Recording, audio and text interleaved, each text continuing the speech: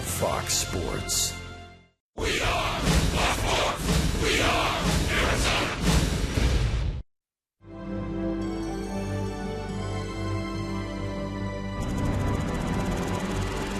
The Diamondbacks franchise rose from the desert in 1998. Clothed in purple and teal, playing under the hot Arizona sun, yet boasting a glorious pool and a retractable roof. 1998 was the start of an amazing run. Diamondbacks are on the board with their first run. As the years rolled on, the stars of Arizona baseball shone brightly. Incredible moments, First big league start. priceless memories. What a gem by Brandon Webb. 18 consecutive innings of shutout baseball. Back-to-back shutouts. One incredible night. Tonight, we honor Diamondbacks past while celebrating the future of this proud franchise. Players will don the purple and teal. Fans will look back and smile. Welcome to Throwback Thursday.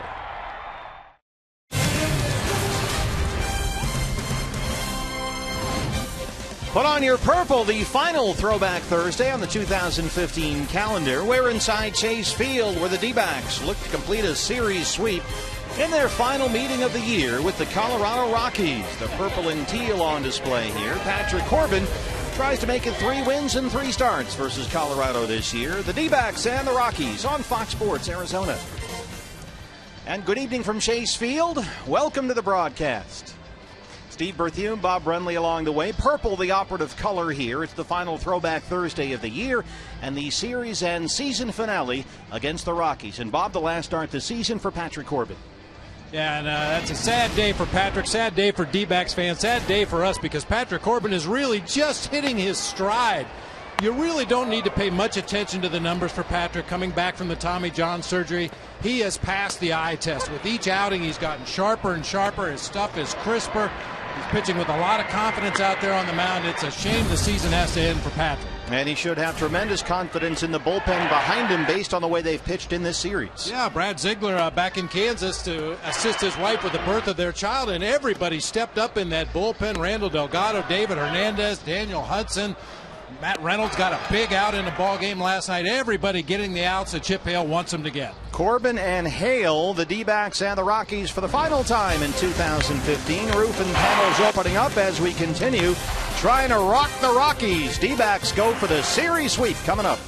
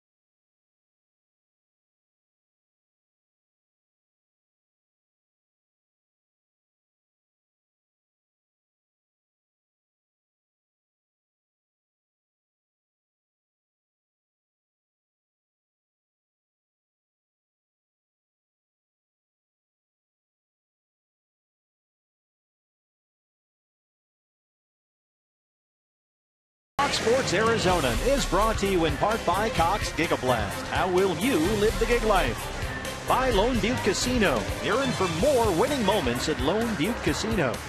And by Jack in the Box. Taste the home-style ranch chicken club sandwich today. Only at Jack in the Box. Patrick Corbin set to make his final start of the season. In fact, he made his season debut coming off Tommy John surgery against the Colorado Rockies back on July 4th and got the win on that day. Jody Jackson back with you. Now, the Diamondbacks have dominated the Rockies so far this season, not only here at home, but also have done a pretty good job at Coors Field as well. In fact, look at the season record. They've taken the first 2 games here in this series, 12-6, and looking for the sweep tonight. About 6 runs a game. You see the team average over 300, a lot of extra base hits, and many double-digit hit games, 13 to be exact. So it hasn't exactly been a slugfest in the first 2 games of the series like we might have predicted, but in fact the Diamondbacks have pitched very well, and they're looking to do that once again tonight. Patrick Corbin, 2 wins in 2 starts this season against Colorado. He'll look for a 3rd win against the Rockies and a 7th win on the season when we come back. First pitch is up next.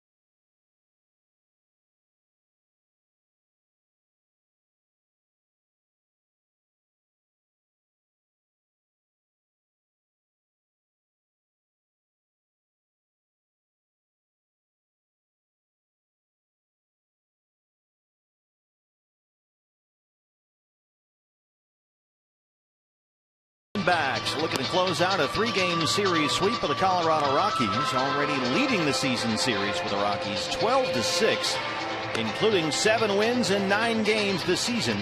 Here at Chase Field, your Arizona Ford starting pitcher for the D-backs, Patrick Corbin, his final appearance this year. The road to recovery from Tommy John has gone very well. His pitching coach is Mike Harkey. I couldn't be happier, no matter what happens today. I mean, he's shown us that, knock on wood, that he's healthy, he feels good, he's getting stronger every start, and he looks like he's going to be somebody we can count on at the top of the rotation. And it's been all about getting Patrick ready for 2016. The year has been very successful in his return from Tommy John following his season debut on July the 4th. Coincidentally, against these Rockies, 6 wins, a 3.28 ERA, and 15 starts. And we touched on it in the open of the show. It's just a shame most guys this time of year are really looking forward to the final day of the regular season so they can give their body a little bit of rest. But Patrick Corbin just hitting his stride right now. This is a guy that wishes there were 3 more months left in the season. Outing against the Dodgers last time, gave up some runs in the 4th inning, broke a streak of 14 consecutive scoreless innings. The crew chief, Dale Scott, is our plate umpire on a gorgeous Thursday night in downtown Phoenix. Roof and panels open here at Chase Field. Charlie Blackmon set to lead us off The final time in 2015, the Diamondbacks and the Rockies.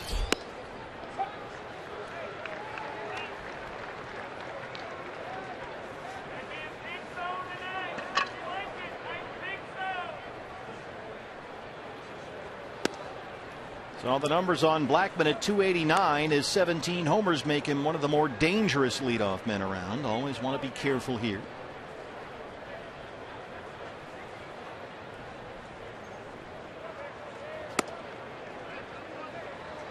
Blackmon 0 for 4 last night. That snapped an 8-game hitting streak. He's got a pair of hits in the series, both singles.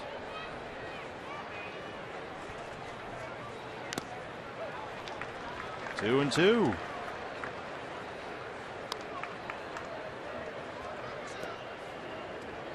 Just 4 games left for the 2015 D-backs. We close out the Rockies here tonight, and then the Houston Astros, fighting for their playoff lives, are in here for 3 beginning tomorrow night. 2-2 on Charlie Blackmon. Good start for Patrick Corbin. A strikeout of Blackmon to open up the ballgame. Take a look at the lineup for Walt Weiss and his Colorado Rockies. A different look tonight. Charlie Blackmon once again at the top, out in center field. Jose Reyes at short. Nolan Arenado at third base. Willeen Rosario over at first base. DJ LeMahieu at second once again. Tommy Murphy doing the catching. Kyle Parker out in right field. Rafael, is it Enoa? Enoa. He's out in left field, and David Hale, the righty, on the mound. Yeah, some of the big lefties sitting out. Dickerson, Morneau, Cargo not in the lineup tonight for Walt Weiss. Jose Reyes, the switch hitter, batting from the right-hand side. 275. He's got 7 homers. You see his numbers just with Colorado in 44 games since the trade for Tulo and Toronto. Lines it right by Phil Gosselin, who knocks it into center field, and Reyes is aboard a 1-out single.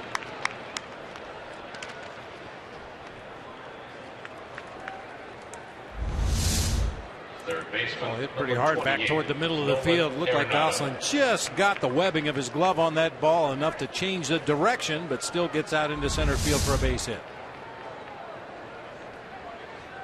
The dangerous Nolan Arenado.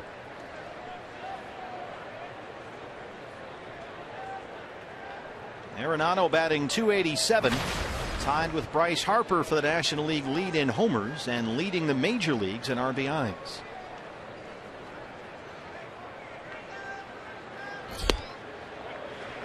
Strike one. Arenado, 3 hits in the series, including a pair of doubles. He's also walked twice. He's hit safely in 4 straight.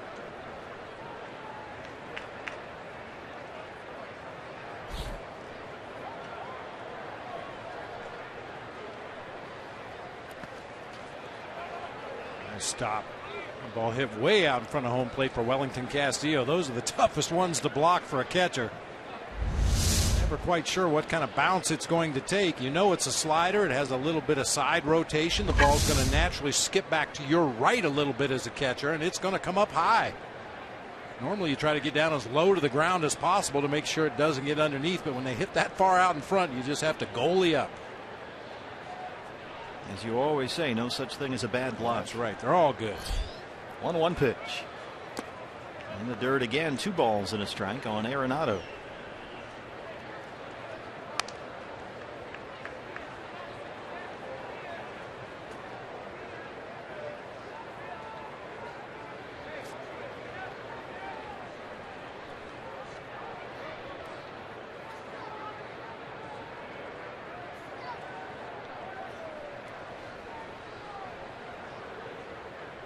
Reyes holds on the 2-1 pitch. Arenado a big cut. It's 2 balls and 2 strikes.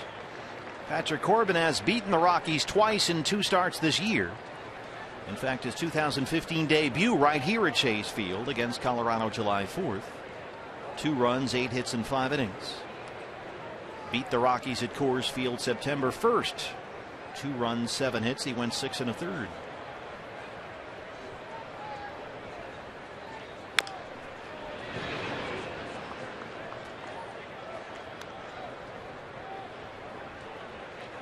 Arenado, as always, very aggressive up there.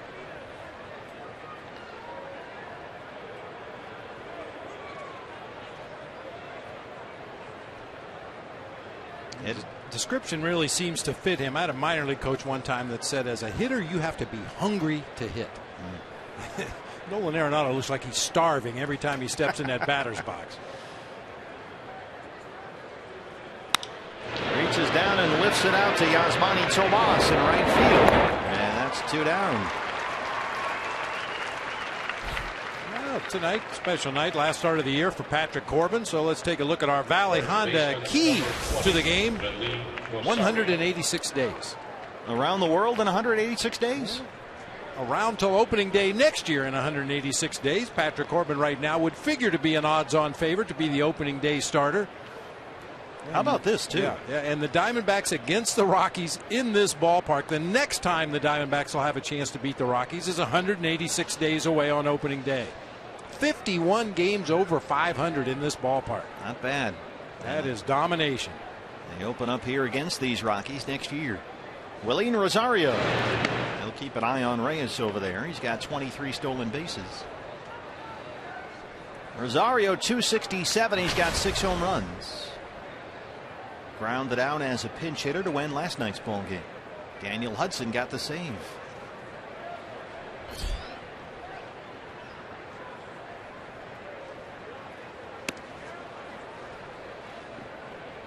And Willian Rosario took all the drama out of that last at bat of the ball game. Swung at the first pitch, did an easy tapper. Game over. This guy can be a very dangerous hitter. Boy, if you make mistakes up in the zone, Willian Rosario is a guy that can put a charge on it. Got his at bat over with quickly last night.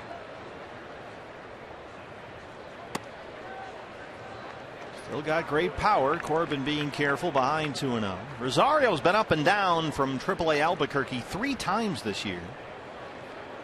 Was first sent down in April, came back near the middle of May when they lost Justin Morneau.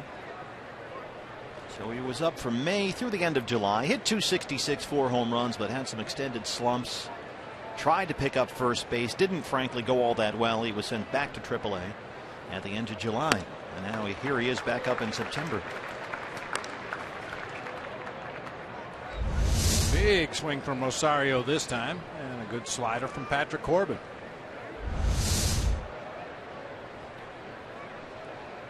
I think Rosario works himself into counts where he can cheat for the fastball. Get that bat started a little bit earlier. Try to catch that pitch out in front of home plate and get it in the air to left field.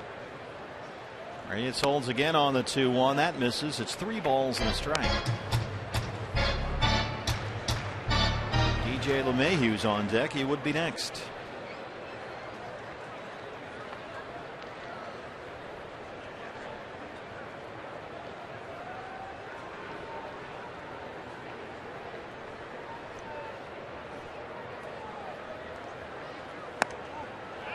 Did he go? CB Bucknor says no. That's ball 4.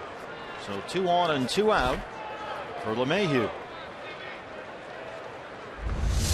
Tried to go back to that slider again that he threw on the 2-0 pitch. DJ LeMahieu. Out there a little farther than it looked.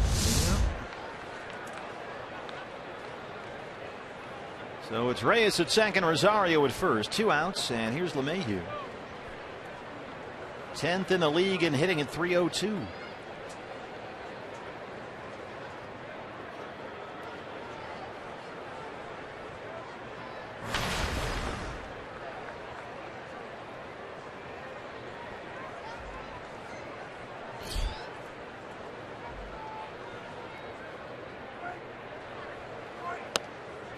A.J. Pollock in center field, shaded well over toward the pool in right center. Given what we've seen from LeMahieu over the last couple of years, I think that's probably exactly where he should be. I mean, every now and then DJ LeMahieu will turn on an off-speed pitch and pull it to left field, but his natural approach is to try to drive the ball to right center and right field. And check on the 0-1. If you look at DJ LeMahieu's hits by direction, it would tell you should shade him to the opposite field. And of course, if you know you're going to shade him to the opposite field, you need to pitch him accordingly. Try not to make any mistakes with off-speed pitches inside where he could possibly pull him into the gap out there. That's the work of Dr. Ed Lewis, who runs the analytics department for the Diamondbacks in conjunction with Andy Green, who sets the defense from the dugout. 0-2 on LeMahieu.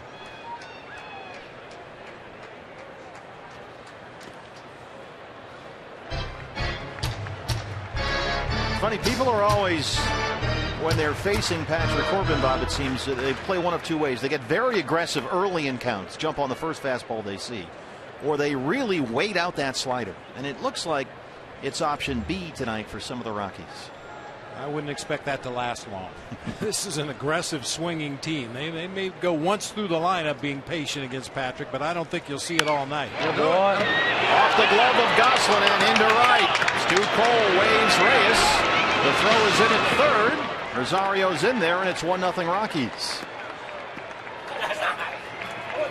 Sure enough, LeMahieu hit the ball right where we said he would. Just a little too tall for Phil Goslin at second. Boy, really went down to get that pitch. Wellington Castillo wanted it inside a little bit more. It's straight out over the plate, and once again Goslin can't quite get the glove around the baseball, just off the fingertips. 2 balls in this inning that have just trickled off the glove of Goslin at second. It's a Rocky run. They're on the corners now for the catcher Tom Murphy.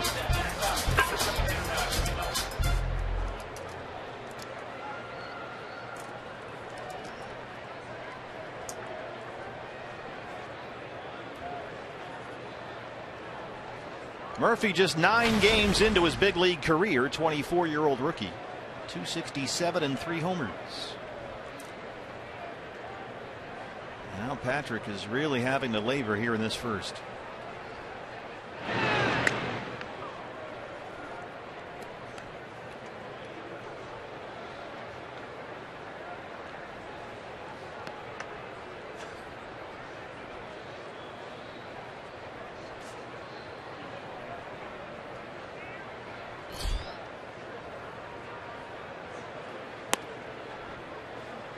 Ball 1. Murphy got the start Tuesday night in the series opener. It was 0 for 3 with a walk and a strikeout. Rosario is the runner at third. LeMahieu at first.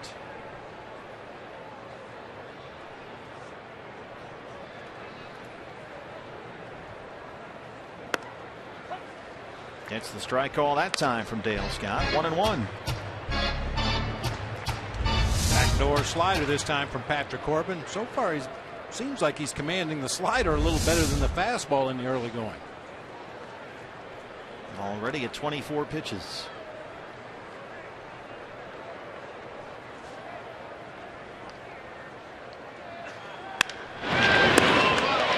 Jake Lamb at third. And they get the force on LeMahieu. Great play by the rookie third baseman Jake Lamb to save a run and keep it a 1-0 ball game. Jake Lamb at third base. Diamondbacks coming up.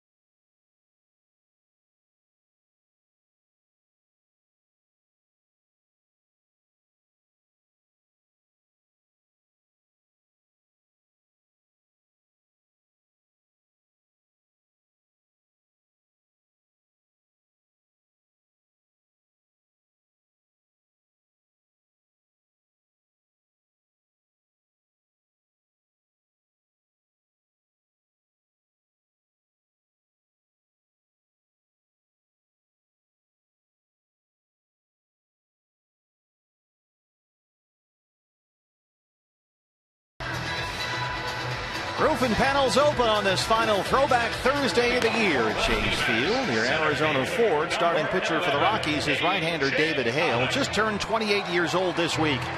He's an Ivy League guy out of Princeton, coming off a win over the Dodgers last Friday. Acquired in January from the Braves, where his teammate was Phil Gosselin.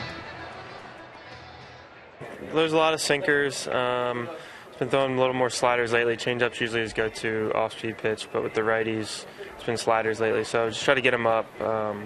He's having success. He's getting a lot of ground balls, keeping them all down. So it's an offense we want to try to, get him up in the zone, and that's when we can do some damage.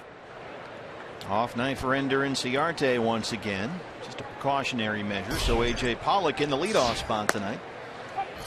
And there is strike one. The numbers on David Hale. He's been in and out of the Rockies rotation this year. 5 appearances in September, only 1 start.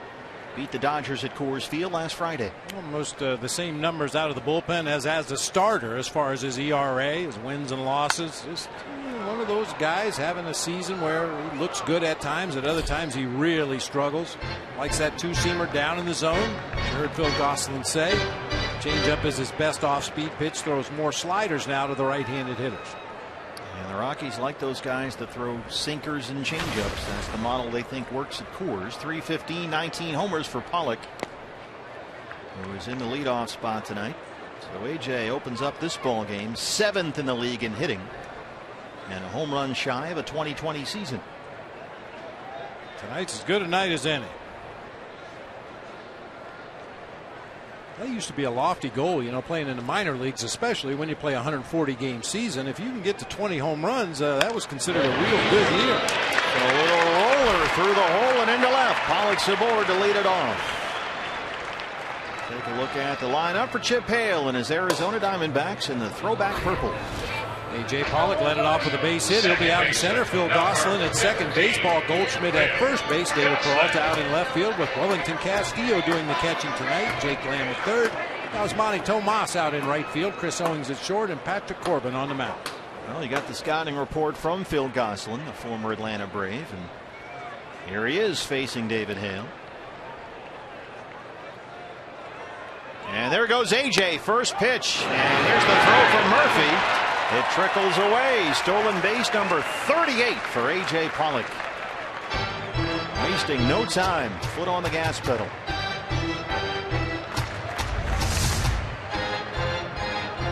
Got that extra step on his primary lead, and when Hale didn't give him another look over there at first base, he just took off for second. Get your numbers. If the Rockies don't pay attention to him at second base, he may take off and try to steal third. That's something A.J. has done with regularity, at least attempt to steal third base this year. Many times the hitter will foul the ball off. But Reyes right on his hip out there at shortstop. Pitch was called a strike by Dale Scott. Here's the 0-1, and that's in there as well. And Hale quickly ahead 0-2. Phil Gosselin in 3-0-1. He's got 2 homers. 3 hits in the series, including a triple last night. And the walk-off winner here Tuesday.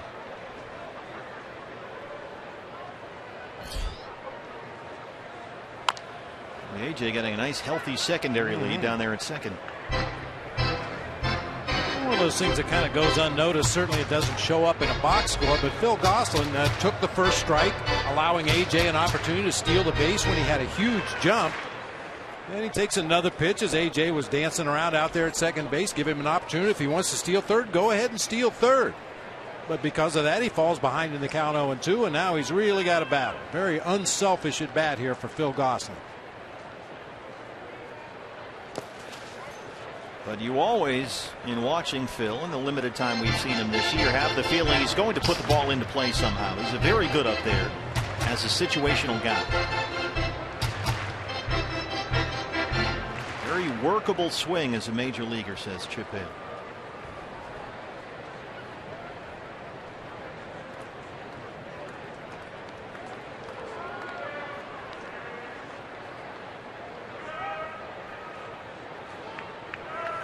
You talk about Phil Gosselin's ability to change his swing depending on what he's trying to do. On Tuesday on the left, got a pitch out over the plate. Drove it through the right side for the game-winning RBI in extra innings, and then last night pulled his hands in close to get the barrel on the ball, make sure he could get it in the air to the outfield to drive home a run with a sac fly. A ball and 2 strikes. A.J. creeping toward third. He'll hold there. And it's in the dirt again. Blackman over near the pool in right center. If Gosselin hits it to left center field, he could circle the bases twice.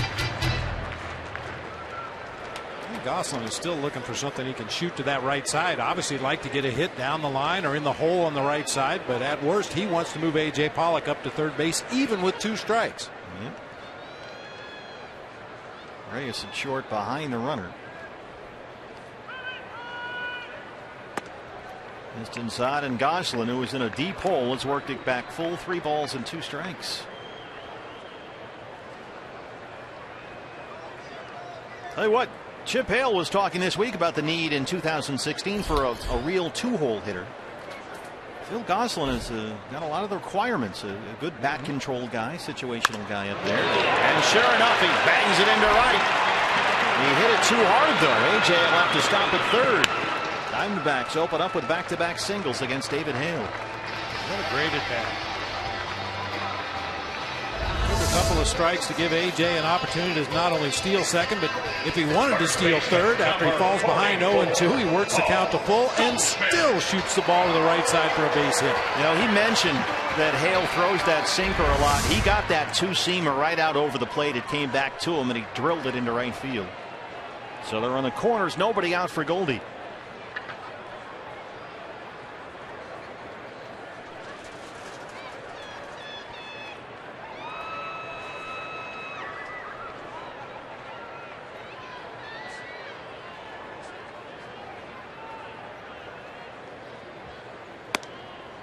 Ball 1, Paul Goldschmidt, 315, 6th in the National League. He is 2nd in RBIs and 3rd in OPS.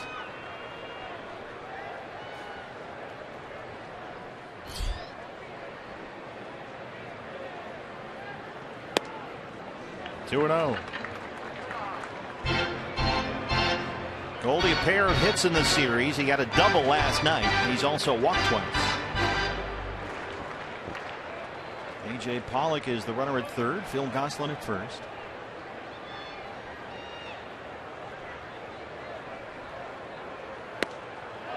Can't check his swing there. Oh, C.B. Bucknor says he did. 3-0. All right, C.B. Close enough. That's usually the way he operates. That's in there, first strike.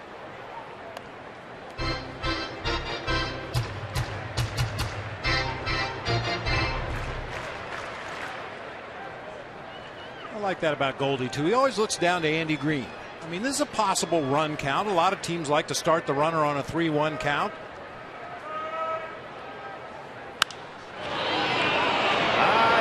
Ball short right center. Blackman coming in. LeMahieu's out there. Here comes A.J. He will tag and score, and we're all tied. It would have been much better served to let Blackman take that one coming in and facing the infield. Instead, LeMahieu had to plant, turn around, and had no chance to get followed. Yeah, Charlie Blackman needs to call off his second baseman right there. Come in one more step. He could make the catch with all of his momentum going toward home plate, but instead he backs off and lets LeMahieu make the circus catch, and then he's in no position to make the throw home. So it's a 1-1 ball game, 1 away. Gosselin still the runner at first, and here is David Peralta.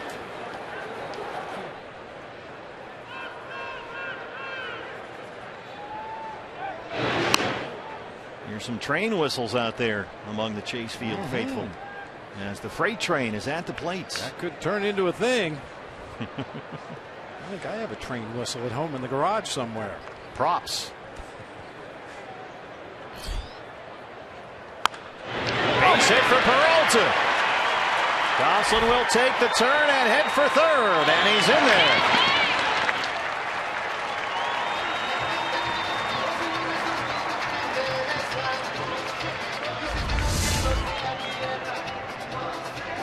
Bad pitch that time from David Hale. A changeup fading down and away from David Peralta. He's able to really extend his swing and reach out there and hook that ball back through the right side. Catcher number Looks like the Diamondbacks are going to take some liberties on the outfield arms of the Rockies tonight. Kyle Parker overthrew the cutoff man on the play at the plate. And that time Phil Gosselin just turned the corner, had no hesitation going first to third on a ball hit into right field. Singles for 3 of the first 4 D-back hitters. They're on the corners, 1 down for Wellington Castillo.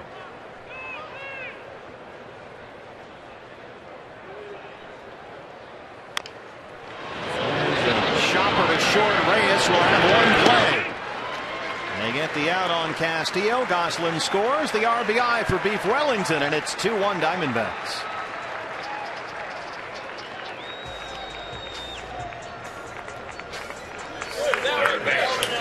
A really good answer here from the Diamondbacks offense in the bottom half of the inning after the Rockies put a run on the board in the first. Not exactly a work of art, but it will get a runner on the plate. RBI ground out for Wellington Castillo.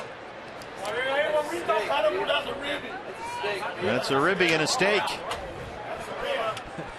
Jake Lamb. Not sexy, but effective, that's for sure.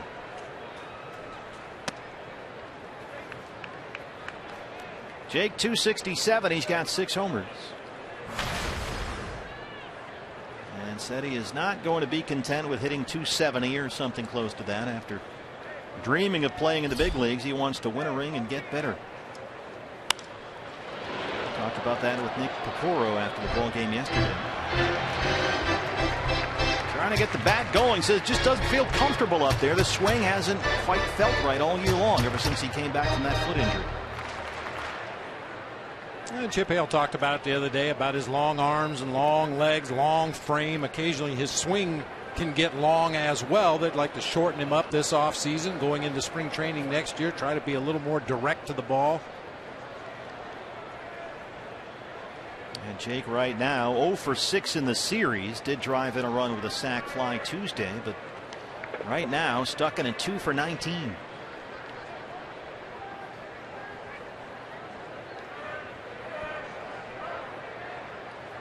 Overloaded shift on the right hand side by the Rockies, and Lamb fouls that one off. It's 1-2. Hey fans, anytime the D-backs score 5 runs or more, Taco Bell is giving away 3 free tacos with the purchase of a large drink between 4 and 6 the following day at participating locations. Peralta at second, 2 down, 2 runs in. RBIs for Goldie and Castillo.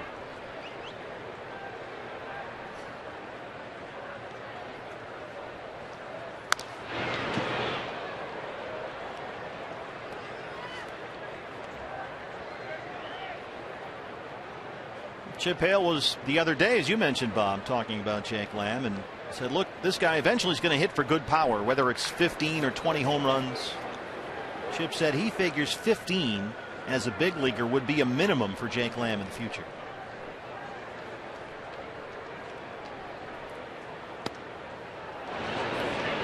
As he checked, Dan Isoni at third, 2-2. Of course, we don't know what the lineup is going to look like next year, but you know Goldie's going to be in it. You know A.J. Pollock's going to be in it. We assume Wellington Castillo. A lot of right-handed bats. Jake Lamb could be a very important part of this offense moving forward if he can get that bat going. Because the glove has been terrific, and the bat has been very promising in spurts. Just looking for a little more consistency.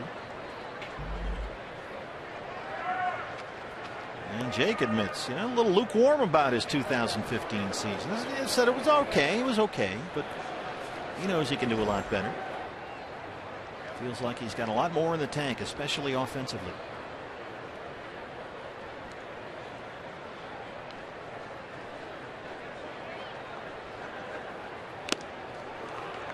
There's the strikeout. So Hale strands Peralta, but the Diamondbacks answer. They get 2 and take a 2-1 lead.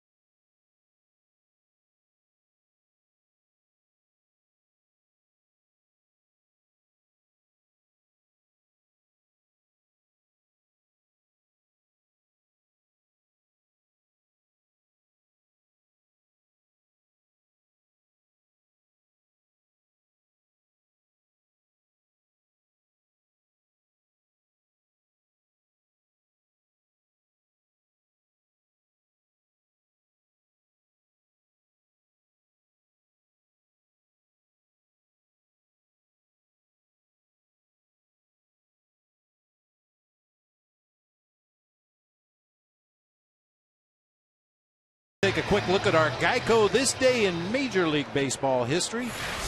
October 1st, 1974, Mike Marshall, pitching for the Los Angeles Dodgers, out of the bullpen, sets a Major League record for most appearances by a pitcher, his 106th appearance of the season. Out of the bullpen. He pitched 208 innings out of the bullpen. Only 2 starting pitchers on the Dodgers rotation that year eclipsed 200 innings. He was the marathon man at the back end of that LA bullpen. Holy cow. Boy, and I took a lot of crap for using Oscar Villarreal as much as I did. I could have thrown him 20 more ball games. Here's Kyle Parker getting the start in right field against the left-hander Corbin. Oscar Villarreal in 03 was, I'll tell you, every single day, he would stick his head in my office on his way down to the bullpen and said, "I'm ready to go today." Every day, regardless of how often we pitched him, how many pitches he'd thrown the night before, he just wanted the ball. That's got to be a comfort for the manager. Absolutely. And he was really good. Rafael Inoa.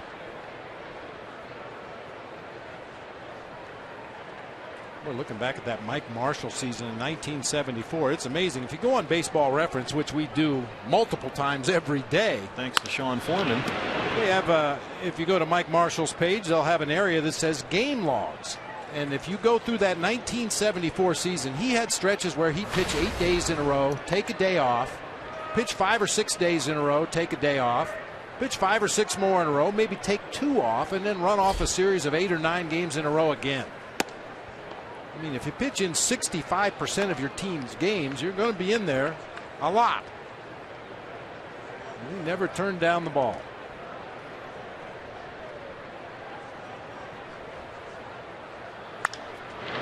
A fly ball, short right center field.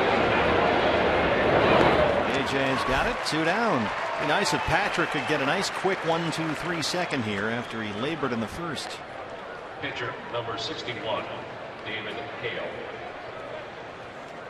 I want to say Mike Marshall came up with all kinds of new, very revolutionary ways to throw a baseball to prevent arm injuries. He came up with some pretty interesting ideas that were out there a little bit, trying to change pitching mechanics and save some elbows and some shoulders as a result of all the work he turned in. He learned the hard way. Here's David Hale.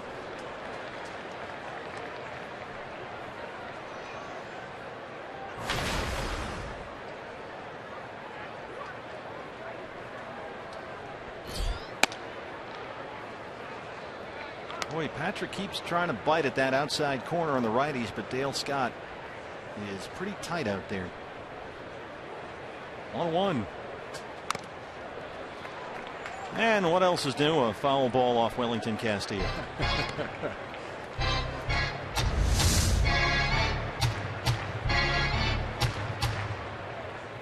Piece of his right arm, part of the chest protector on the right side, and then maybe off that biceps. There's Phil Gosselin. He got it. Saves Patrick Corbin a few pitches. Phil had 2 go off his glove in the first. Makes a tremendous catch right there to end the second. 4 in a row set down by Corbin, who leads it 2-1. Nice grab.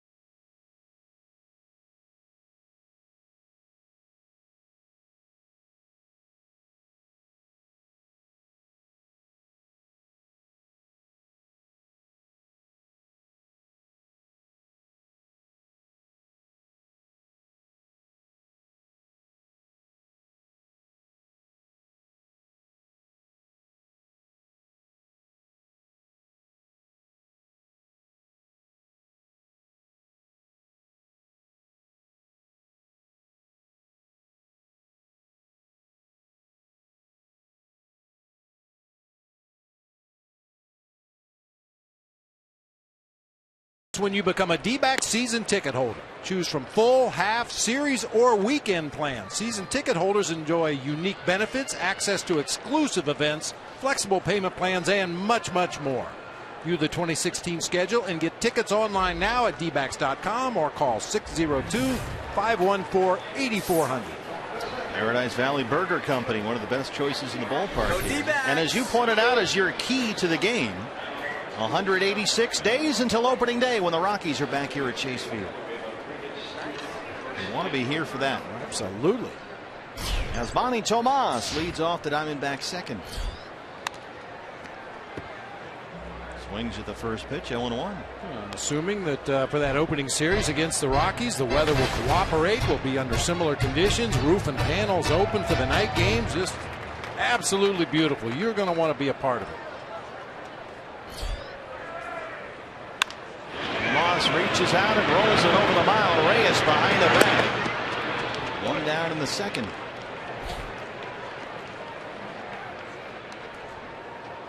One of the things you're going to look for next year from Yasmani Tomas, and John Watson talked about this with us on our D-backs podcast, a little more selectivity at the plate from Yasmani to see the at-bats go a little deeper. We've heard so many times from Turner Ward and Mark Grace and Goldie and AJ, all the hitters talking about swinging at your pitch. And unfortunately, Yasmani too many times this season has swung at the pitcher's pitch. That fastball on the outside corner at the knees, the breaking ball working its way down out of the bottom of the zone, the elevated fastball, pitches that just do the a favor out there on the mound. Left center, Blackman will take it. They retire Owings 2 down.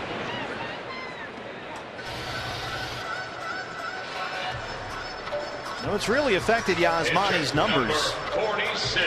And as you talked about, when you get at this point in the year, it's about the back of the baseball card in some ways, as you look back over the full season. But Tomas, since the All-Star break, is hitting .213. That's a drop in batting average of exactly 100 points from the first half of the year. Patrick Corbin now with 2 outs. And certainly it goes right along with strike zone recognition and knowing what pitches you can and cannot handle. But in over 400 at bats this year, he's only drawn 17 walks. So, you'd like to think that if Yasmani narrows down his strike zone a little bit more, that walk total would go up. The on base percentage would go up accordingly. And he'd become a much more valuable member of this offense.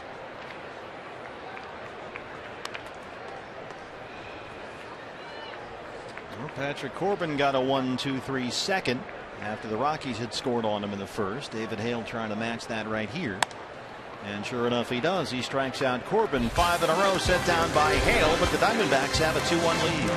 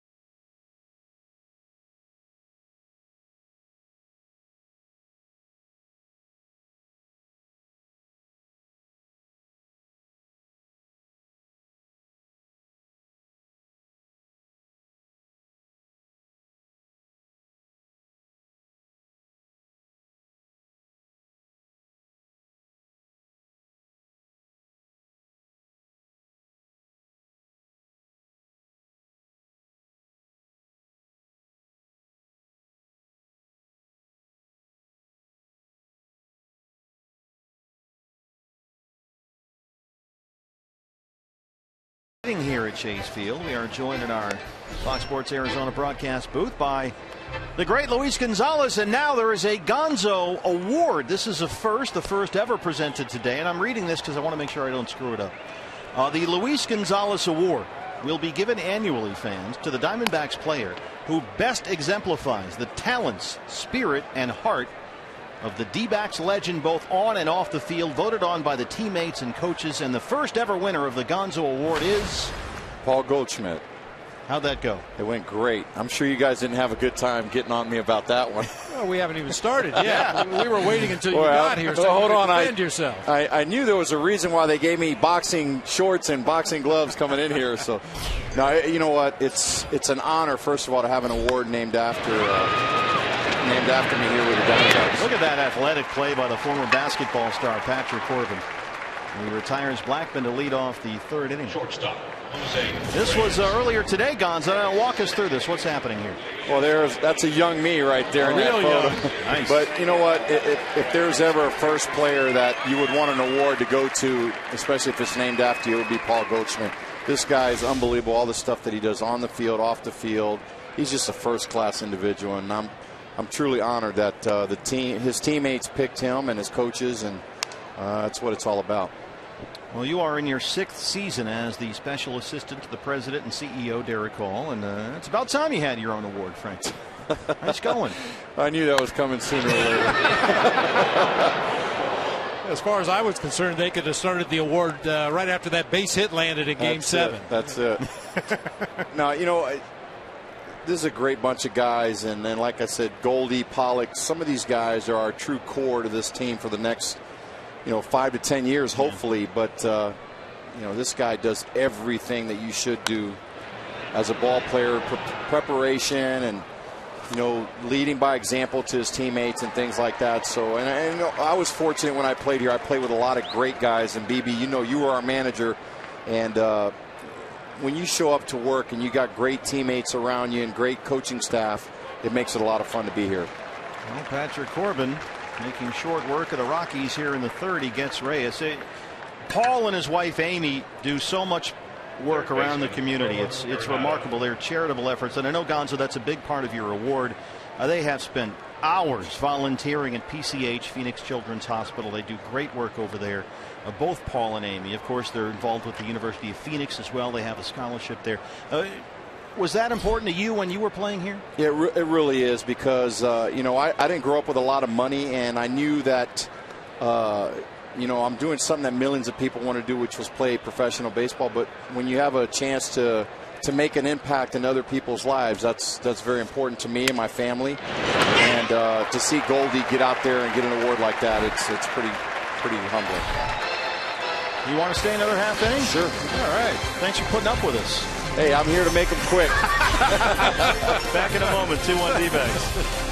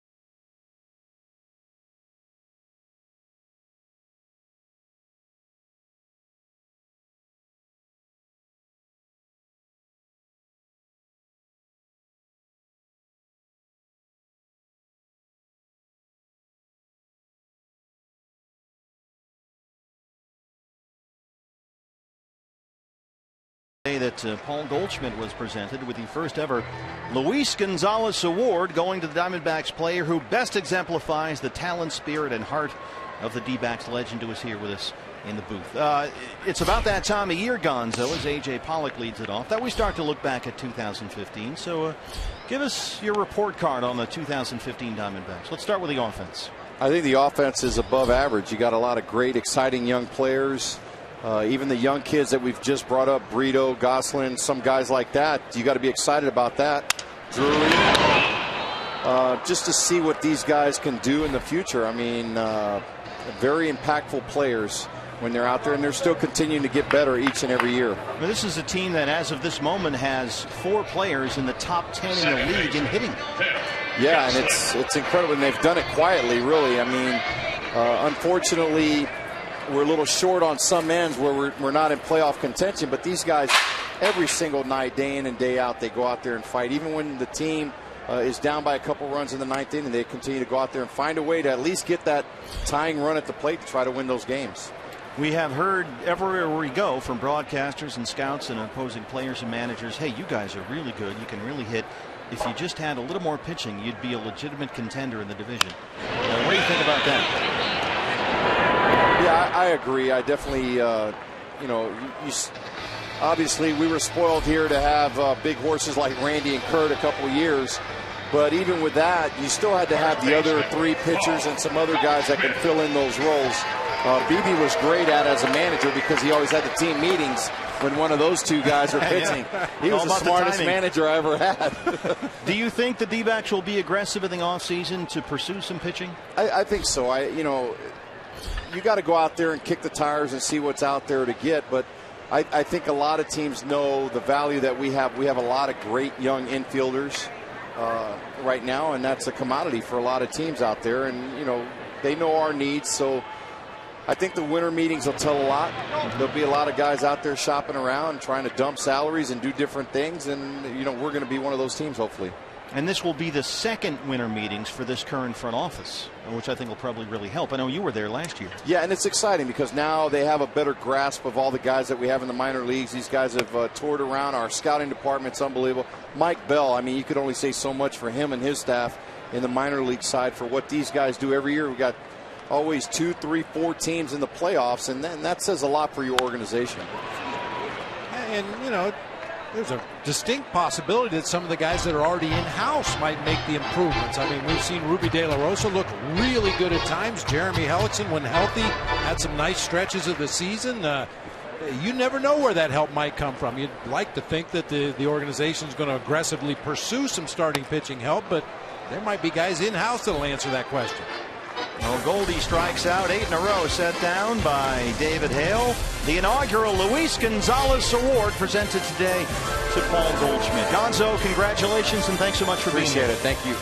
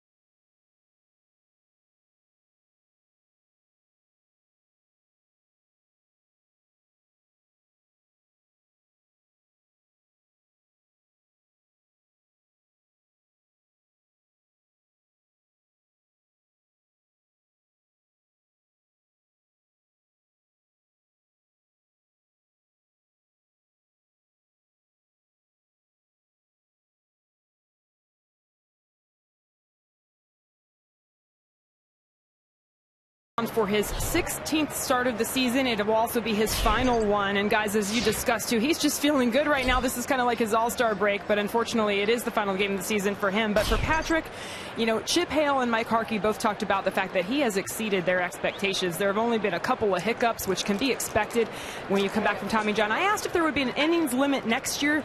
Chip Hale said there will be no number, although he did throw out maybe 175, 200. But he said, look, we can't really put a number on that. We will be cognizant though of how he's feeling, particularly late in the year, and if we have to skip a start here or there, we would do that. But certainly they seem to expect Patrick Corbin to be back going 100% next year. Yeah, Jody, based on what we've seen this year, Rosario drives it to the left center field gap. And that'll get behind Peralta and roll to the wall. Willeen Rosario, a leadoff double in the fourth. That snaps a stretch of 7 straight retired by Corbin. Going to say, based on the way Patrick has pitched this year, no reason not to expect him to be that top of the rotation 200 inning guy next season. And if there are some concerns over some type of an innings limit, if they come up with something over the course of the offseason, you'd really like to see maybe shorten him up some outings early in the season, maybe skip a start here or there early in the season, so you don't run into the same situation that the Mets are in with Matt Harvey now. Get your team into the postseason, and suddenly one of your best pitchers is making noises like he's not going to pitch. Yeah, that's turned into a whole drama. DJ LeMahieu. That was just the 3rd Rockies hit. LeMahieu had an RBI single in his first at bat. Well, I think we've seen the value of getting an extra day or two for a guy here or there over the course of a long 6-month season. And the Diamondbacks with Ruby De La Rosa, Chase Anderson, a number of guys have done that several times over the course of the year.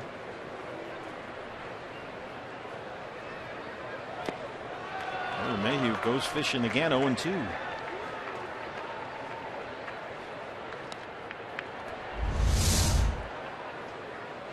Great location on that slider. If you can bounce that off that back point of home plate, you're going to get a lot of swings and misses from both righties and lefties.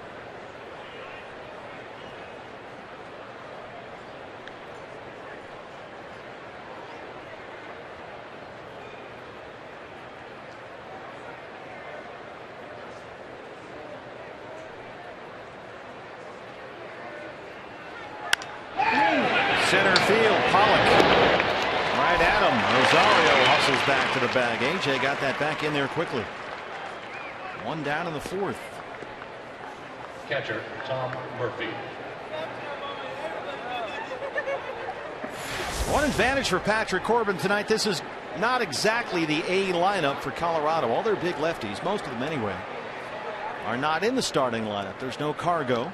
There's no Corey Dickerson. There's no Justin Morneau. Here's the rookie catcher Tom Murphy. A lot of the lefties are sitting against Corbin tonight.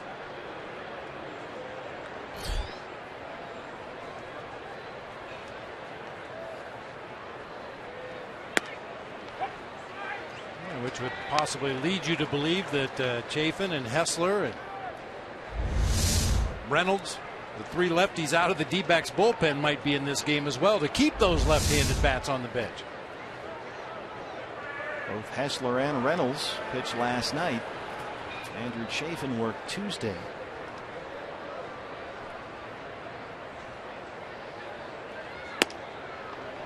One and one on Tom Murphy. Hessler and Reynolds both last night came in, faced one batter, struck him out. So with the bullpen the last 2 nights have been outstanding. Unbelievable. A lot of big outs. Really, really good.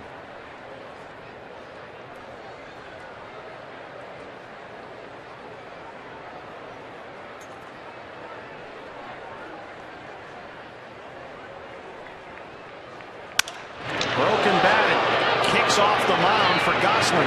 They get Murphy as Rosario goes into 3rd with 2 outs.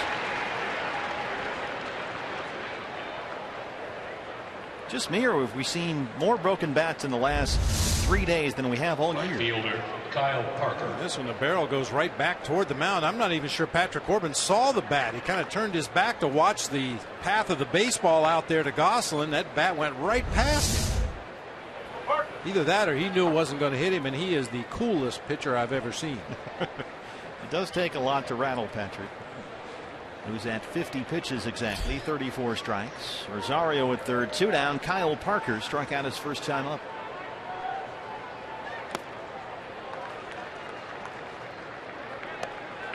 Well, Parker really fighting it right now.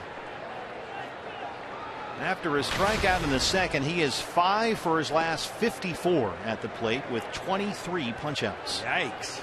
Yeah, it's a deep, dark pit of despair right now for Kyle Parker.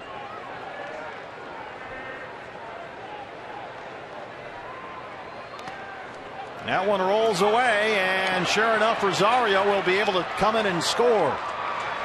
Over toward the Rocky dugout, too far for Castillo.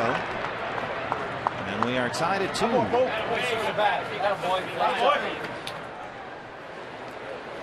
Wild pitch.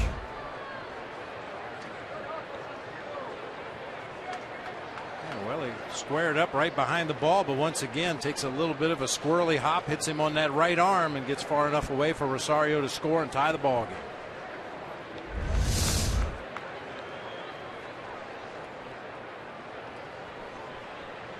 One and one.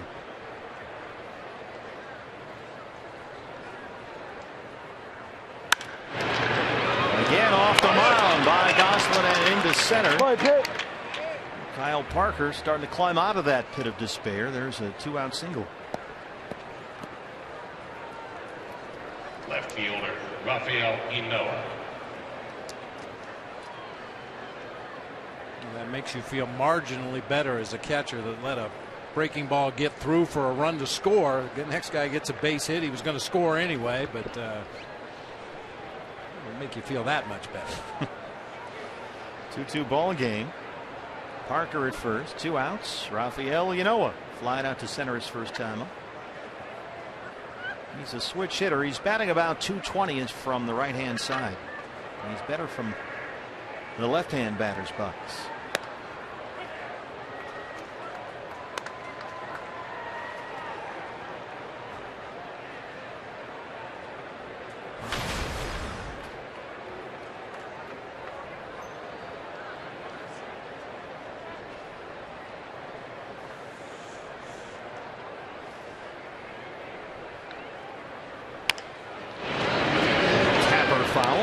Cole at third.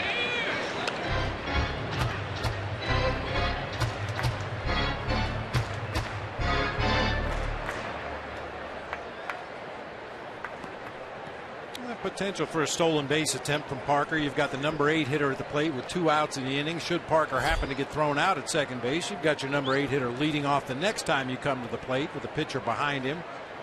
If you steal it successfully, your number 8 hitter might have a chance to drive in a run. Just upstairs, 1-2.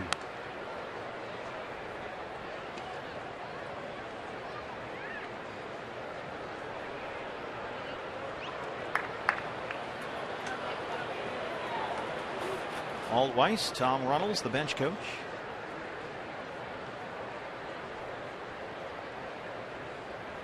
Out to left, Peralta can't make the sliding grab, and he's hurt.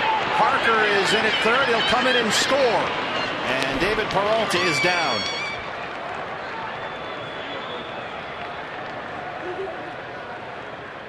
Rockies take a 3-2 lead. The concern now, the Diamondback left fielder. It looks like his right wrist or hand. Ryan DePanflo, the assistant trainer out there.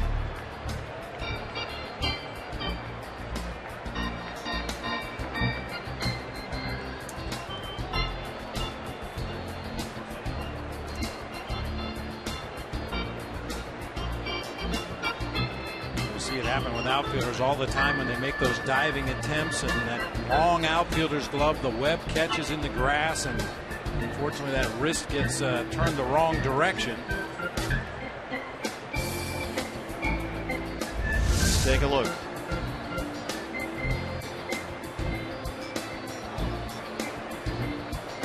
Glove just kind of stuck in the ground right there as he rolled over on that right wrist. Once again, tip of the glove hit the dirt, the ball hits in the glove, and then he just rolls right over the top. That hand bent all the way backwards.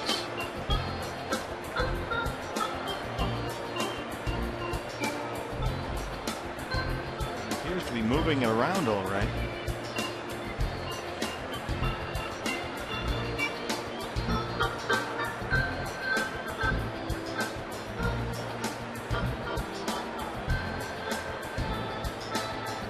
This is one area, Bob, in which the Diamondbacks have been very fortunate this year. I mean, it was a nightmare last season.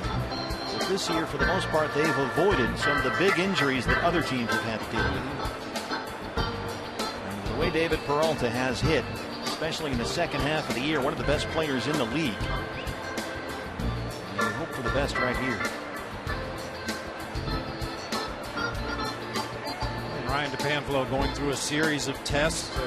Different ways to determine what the injury is and how severe that injury might possibly be.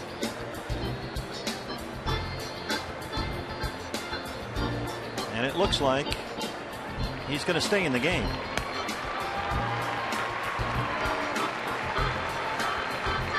And he'll certainly wait for some definitive medical news once they take a look after the game, but a huge sigh of relief right here. At the plate, pitcher David Hale. So it's 3-2 Colorado as Parker came all the way around from first to score on that, as the ball was right behind David, and it took the Diamondback defensive players a while to get out there to him and pick up the baseball. So Parker raced around and scored. And Yanoa is in there at second. Well, with 2 outs, you'd like to think David can get through the rest of this inning, but he is due to lead off for the Diamondbacks in the bottom half of the fourth. So let's see how it goes. They score that a double for Yanoa. And here's the pitcher, David Hale.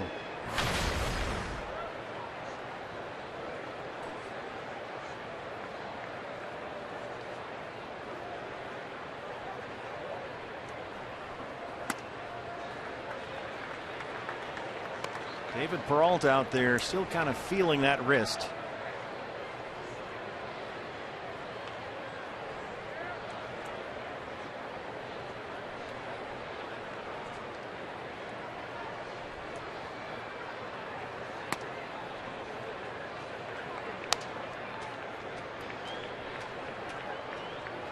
Patrick now at 60 pitches, 40 strikes. Things have gotten away from him here a bit. He had 2 outs in the inning, but the Rockies have scored twice. Uncle.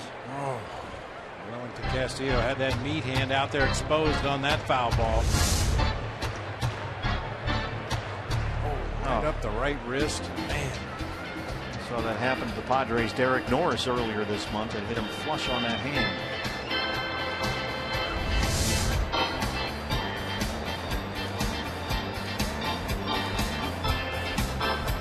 Here's Peralta out there, still trying to loosen things up.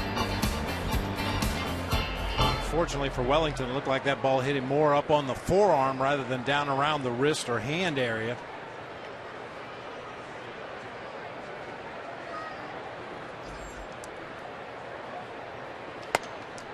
And Corbin finally ends the Rockies' fourth by striking out Hale. David Peralta still in the game for now. Diamondbacks trail at 3-2.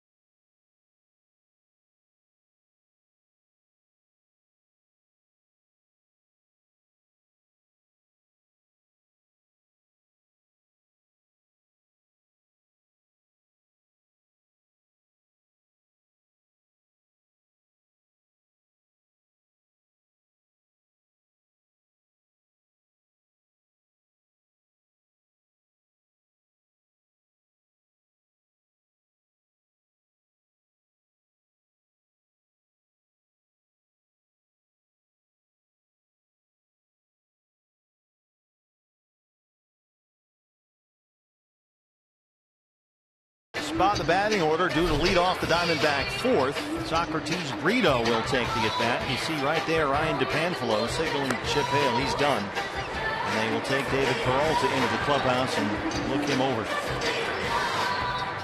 So here's Brito, who will take the at-bat to lead off the fourth.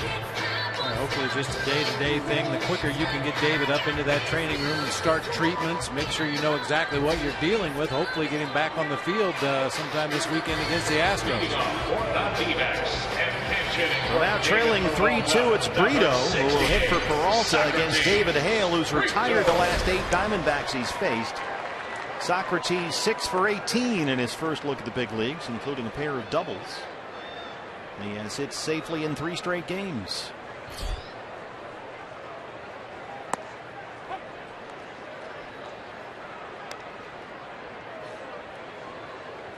Brito has had doubles the last 2 games.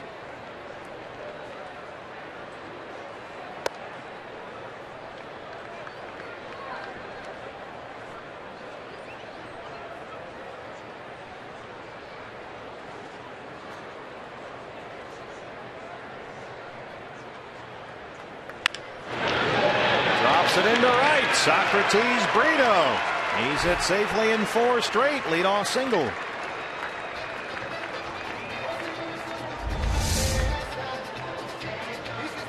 With a nice quick swing that time, gets to that inside fastball. Got on his hands just a little bit, but muscles it out there in the shallow right field for a base hit. Good start. There's Mom.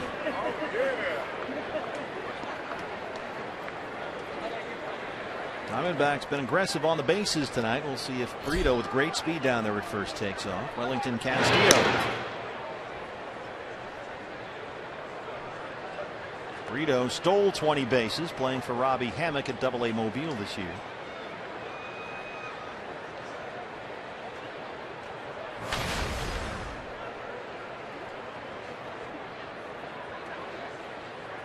Castillo had an RBI ground out his first time up.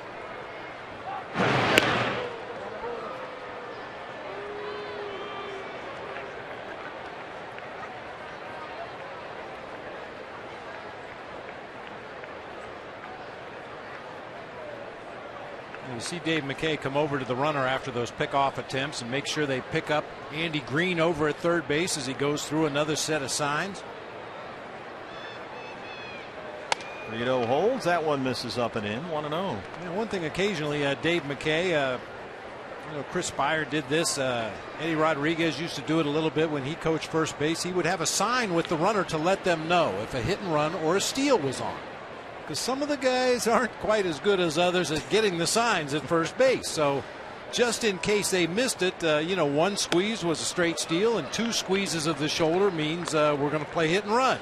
If there is no squeeze, that means nothing is on. And that was a fine idea and it worked great until a couple of the more alert second basemen in baseball would put themselves in a position where they could see the first base coach's hand on the shoulder of the base runner. So we had to do away with that.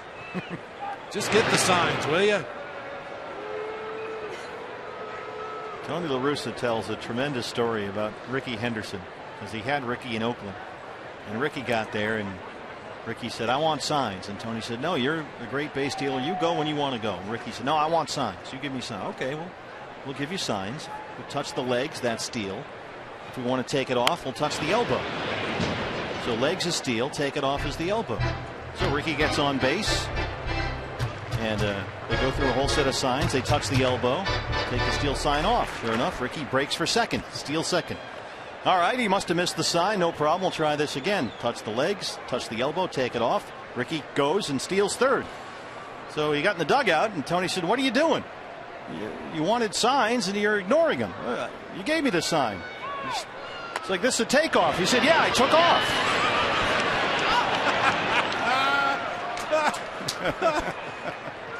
Oh, that sounds like Ricky. Yeah.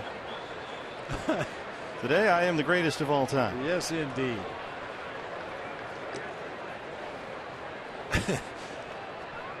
Tony kills him at the banquets with those stories. Oh, yeah.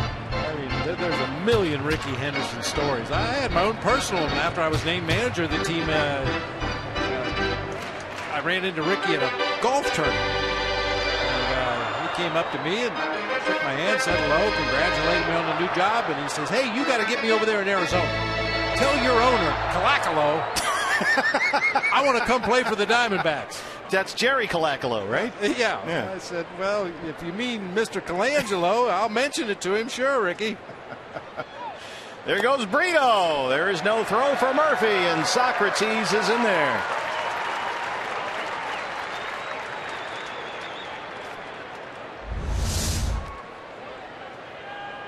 Must have had the takeoff sign on. Yeah, he took off all right.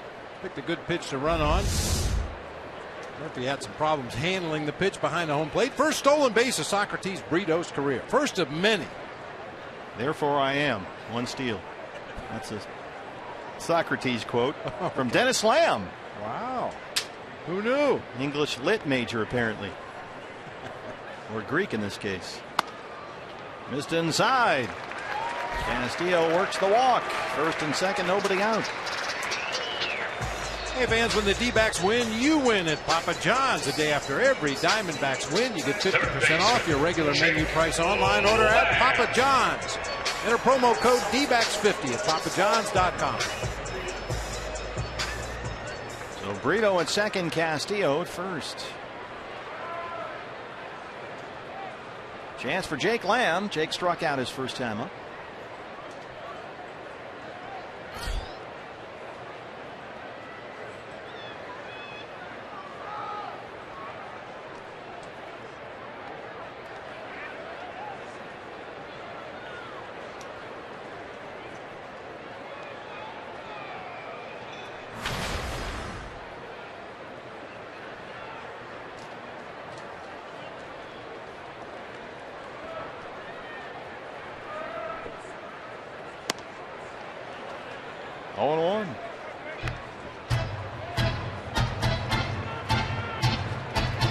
Jake was talking about his swing and one of the things he wants to work on. And the thing that he told Nick Pecora was number one for him was wanting to work on staying balanced throughout the whole swing.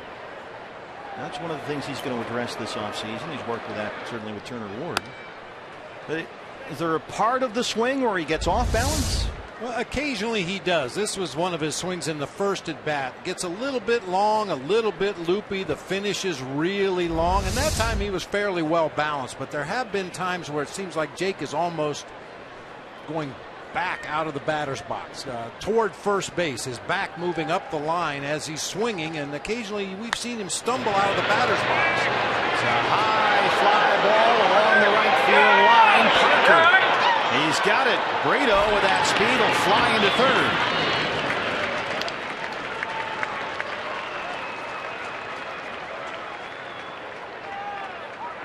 third. Almost had fan interference there.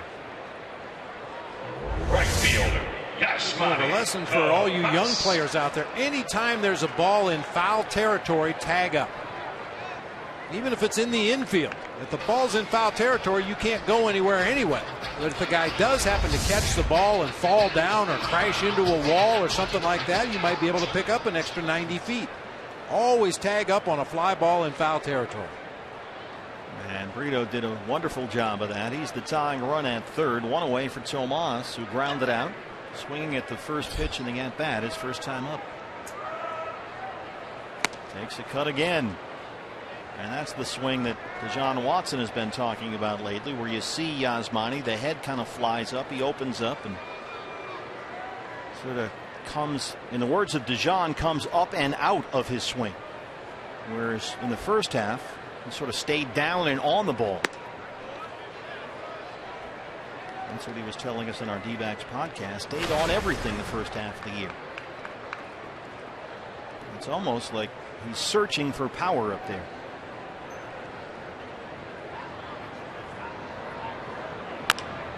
Very high chopper. Brito can scamper home. They get Tomas at first, but the Diamondbacks tie the ball game. The RBI for Yasmani.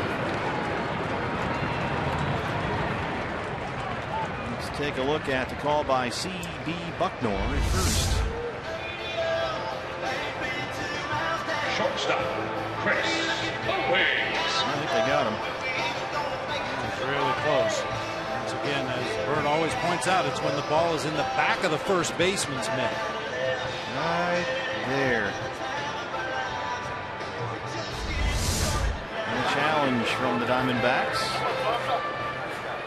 So an RBI ground out. All three Diamondback RBIs have come on outs. A Goldie sac fly, a Castillo ground out, now a Tomas ground out, ties it at 3. Castillo's at second, 2 down. Chris Owings is up there. Patrick Corbin on deck, first base open, so they'll give CO the free pass and work to Corbin.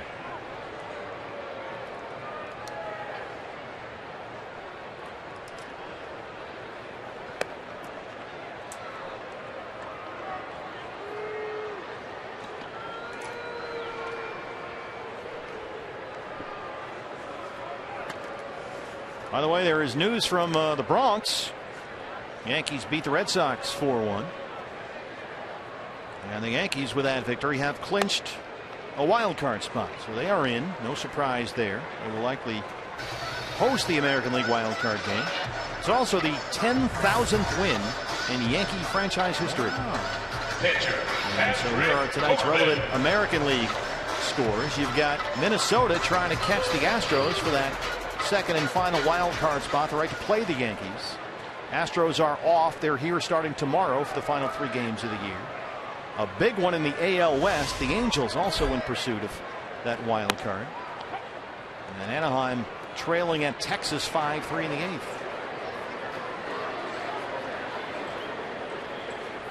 0-1 to Patrick Corbin, who struck out in his first at bat.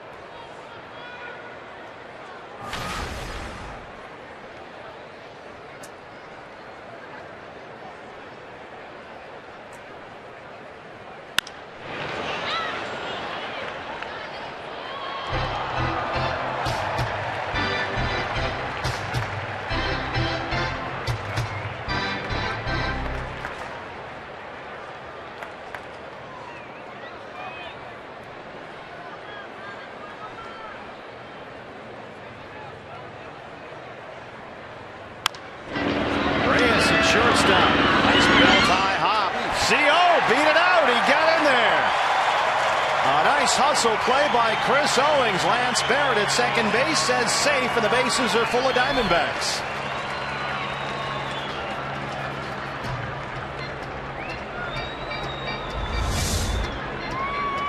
Surprised Reyes chose to go for the force out right there at second base. Had an easy play throwing across the diamond. And he's out. Yeah. Applaud the hustle of Chris Owings. How many times have we seen guys in a similar situation just jog down there to second base and not even slide? And Walt Weiss will ask the umpires to put on the headset, so Lance Barrett will come in from second, the umpire involved in the call, and Dale Scott Rucci comes in from home plate. It's another replay review brought to you by Mix One. The runner is safe at second base. The review was initiated with the manager challenge by the Colorado Rockies. And they will get on the headsets and talk to other umpires in New York who will have a look. By the way, the Cubbies won again today. They've won 5 in a row. They beat the Reds in Cincinnati. Pirates off today. So the Cubs right now, BB, are only 2 back of Pittsburgh for the right to host the National League wild card game. More look here as LeMahieu kind of staggers his steps as he gets close to the bag at second, but it certainly looks like the Rocky second baseman got on there just a hair before CL. And he did. Ball is overturned. Rockies win the challenge. Owings is out at second on a force, and that's the end of the inning. But the Diamondbacks get a run. We are tied at 3 at Chase Field.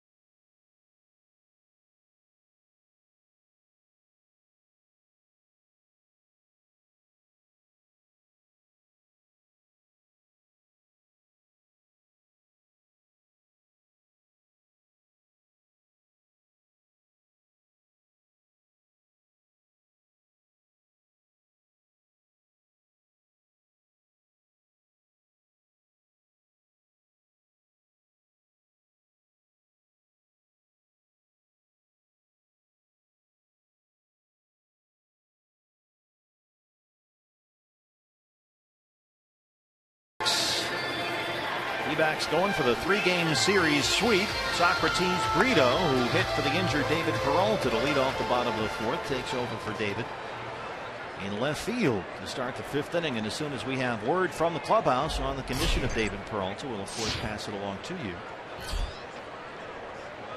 3-5-0 for Colorado, 3-4-0 for Arizona. Charlie Blackmon 0 for 2 leads off the 5th. Diamondbacks already 12-6 versus the Rockies this year. 7-2 versus Colorado here at Chase Field, and going for the series sweep.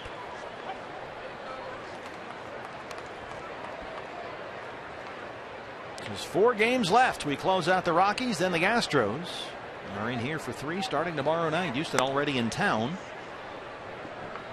Probably watching some of the ball game here. An updated look at our replay review standings brought to you by Mix One after the call at second was overturned. 1-2 on Blackmon. 12 victories against the Rockies so far this season, the most against any opponent for the Diamondbacks this season. You know who's second? Giants. The Giants, yeah. 11 victories against the San Francisco Giants this year. Did very well, especially at San Francisco, which is a good sign.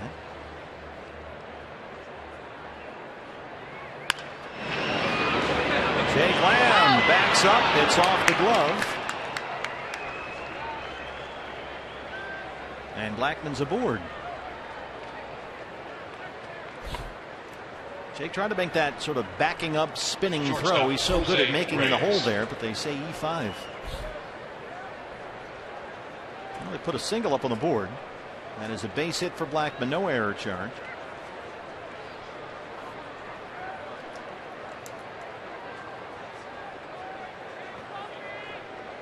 Jose Reyes has singled and struck out.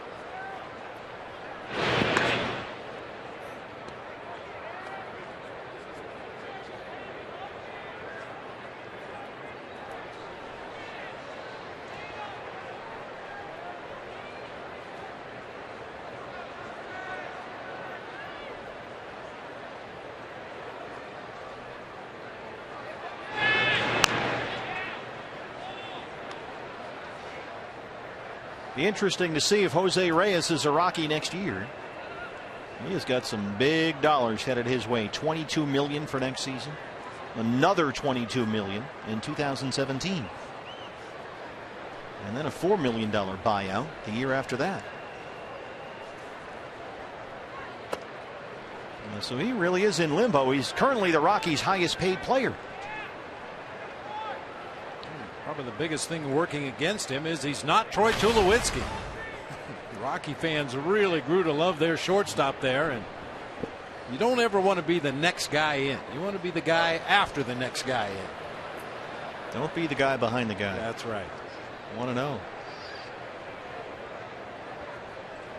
Blackmon takes off, and Reyes rolls it in the hole. And a pair of singles open up the Colorado 5th.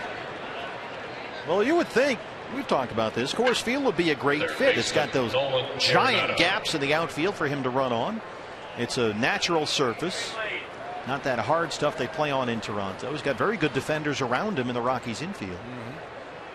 Yeah, in that ballpark, if Reyes can stay healthy for 81 home games at Coors Field, he might lead the league in triples. Yeah, I don't want to say his advanced age. He's 32. He'll be 33 next June, but that would seem to be a pretty good place for him. This is trouble. Nolan Arenado. 0 for 2 so far. He's got 3 hits in the series, 2 doubles. He's also walked twice. Ball 1.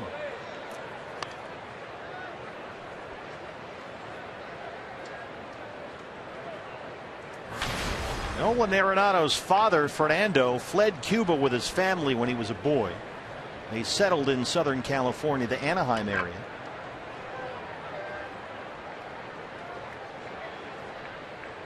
He has a lot of relatives of Cuban descent.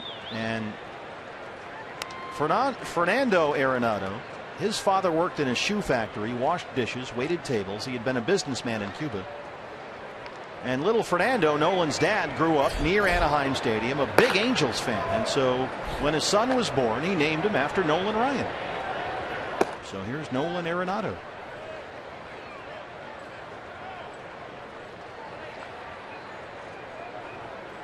Right now, Patrick Corbin wishes he'd have followed Nolan Ryan's career path and become a pitcher. Tough spot. 1-1. This is going to get into the seats.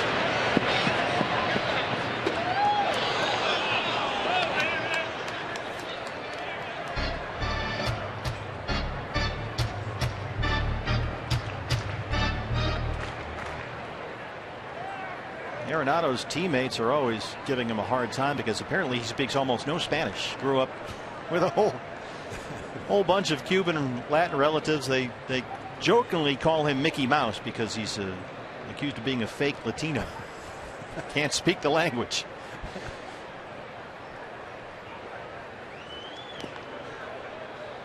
But he plays his game, Nolan Arenado, with a Latin flair. And he talked about that. He said the love of the game, the way he plays, comes from his family, the Latin side, more than anything. His family, his cousins, the way they play the game, all Latin. His cousins are Cuban Americans. His mom, Millie's parents, are from Puerto Rico. Father's family fled the Castro regime when he was young. 2-2. I'm being told that before he was signed by the Colorado Rockies, he had signed a letter of intent to play baseball at ASU. Ooh. Changed that when he was a second-round pick by Colorado in 2009. We've talked about it in the past. Next season, if you get an opportunity to come out to the ballpark early and watch the Rockies take batting practice, and even more importantly, watch Nolan Arenado take ground balls. A.J. Pollock. Blackman will tag and head for third. Reyes stays put.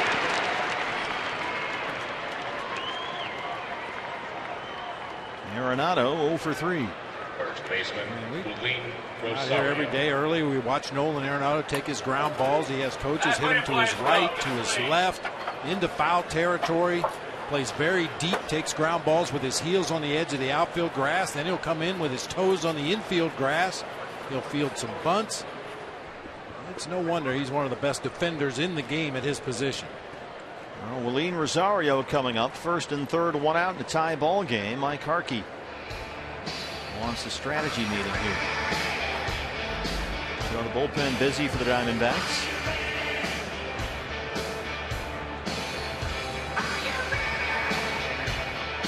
Rosario tonight has walked, doubled, and scored a run.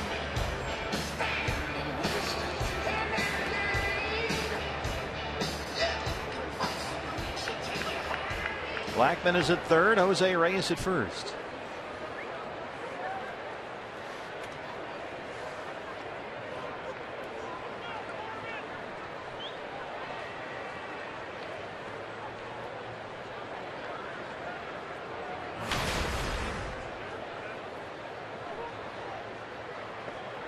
Sure, part of Mike Harkey's message to Patrick Corbin was down, down, down. This is a situation where you're really looking for that ground ball to get you out of this jam. And of course, keep an eye on Jose Reyes over there at first base. Always a threat to steal. Now we know Patrick loves to throw that slider against the right-hand hitters. You got to make sure you don't leave one up to this guy.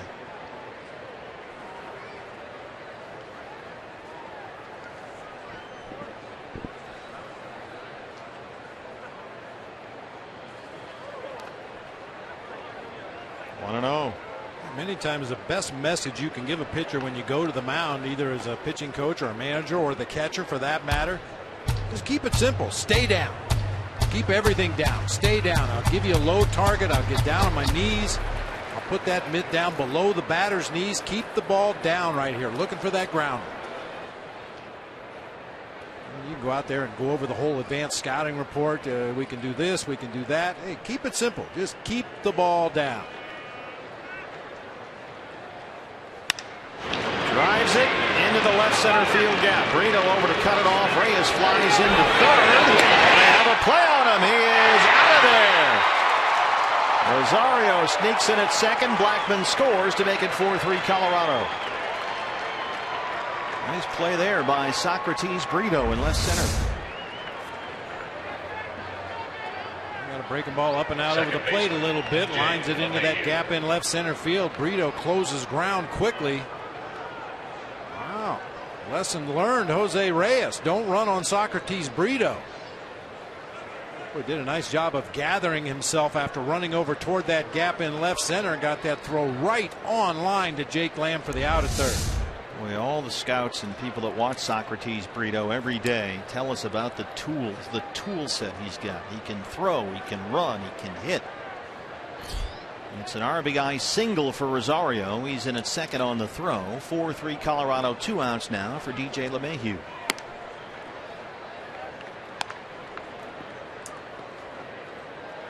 Always hear that term, tools. He's a very toolsy guy. Socrates Brito has a lot to offer.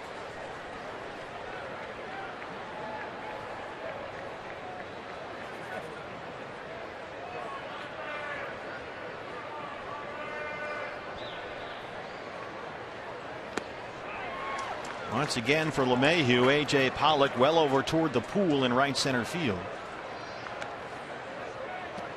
You see where Goslin is at second base on the grass back there.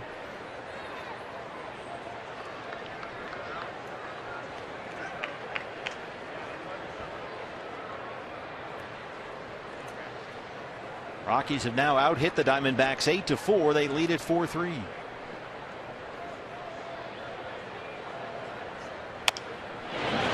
Chopper for Lamb. Colorado gets one in the 5th. They lead at 4-3. Jake Lamb closes us out with a nice charging play at third. Diamondbacks coming up.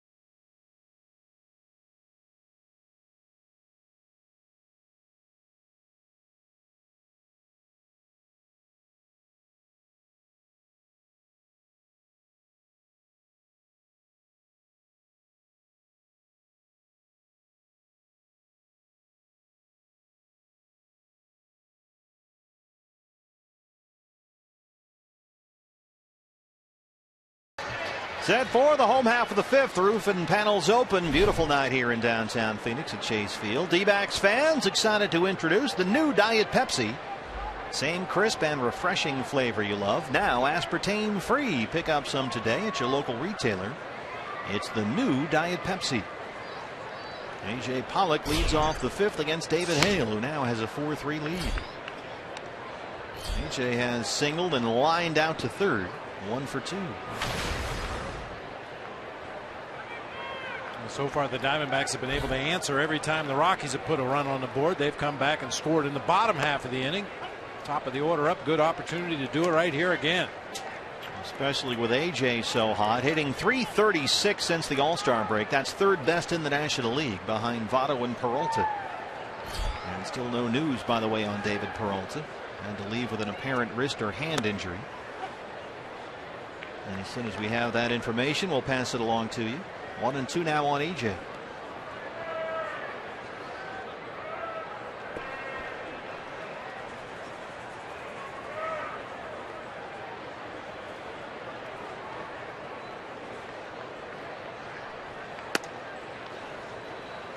He'll miss there. 2-2. EJ a little upset after his last at bat in the third inning. He lined out to Arenado at third base, hit the ball right on the button, but right at the Rockies' third baseman.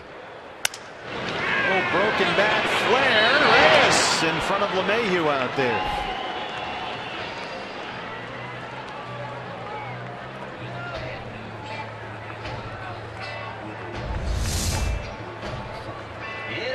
Second baseman, Phil Gosselin.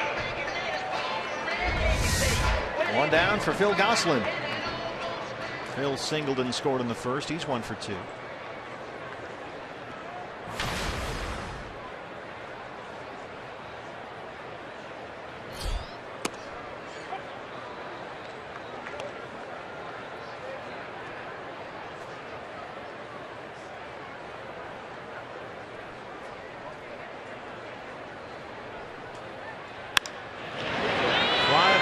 Center. Blackman's got it. 2 outs.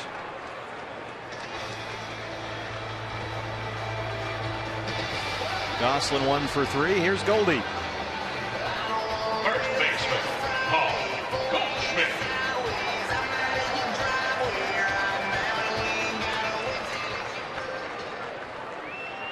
Goldie an RBI sac fly in the first inning. He struck out his last time up. Hitting .338 against the Rockies this year with 9 extra base hits, including 3 home runs.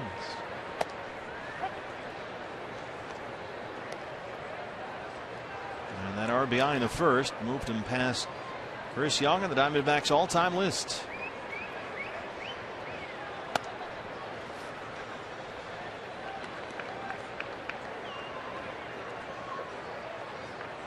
You have to believe with a healthy season next year for Paul Goldschmidt, he will move past everybody other than Luis Gonzalez on that RBI list. And again, we should remind our viewers that Gonzo today presented Goldie with the inaugural Luis Gonzalez Award.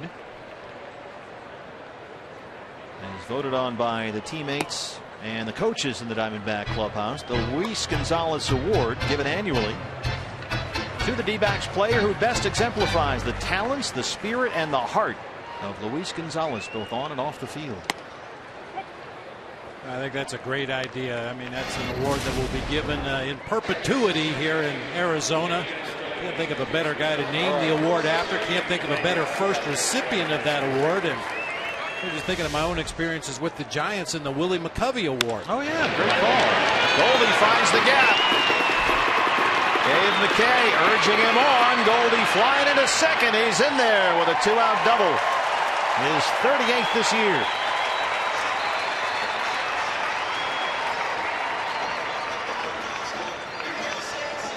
Yeah, the Willie McCovey Award is a great Giant tradition. And, you know, one of those things that you look back after your career is over and realize that that's one of those deals that's voted on by your teammates, the guys that you suit up next to every day, that you travel on the road with every day. They see your work habits. They see the things you do at the field. They see the things you do off the field. And to be voted the first recipient of the Luis Gonzalez Award, I'm sure Goldie is going to win a lot of other awards over the course of his career, but this is one he'll look back on and be very proud of. Well, here's a big spot for Socrates Brito. He's got Goldie, the tying run at second, and 2 outs. Socrates, an RBI single, a stolen base, and a run scored his last time up. He came on to replace the injured David Peralta.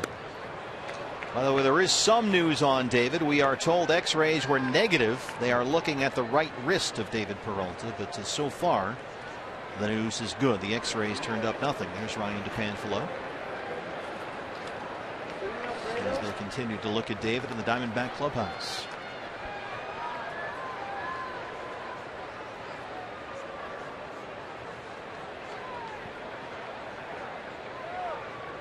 One and one on Brito.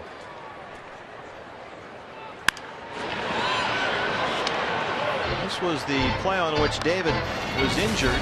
trying to make a diving catch in the 4th inning. Watch the glove hand.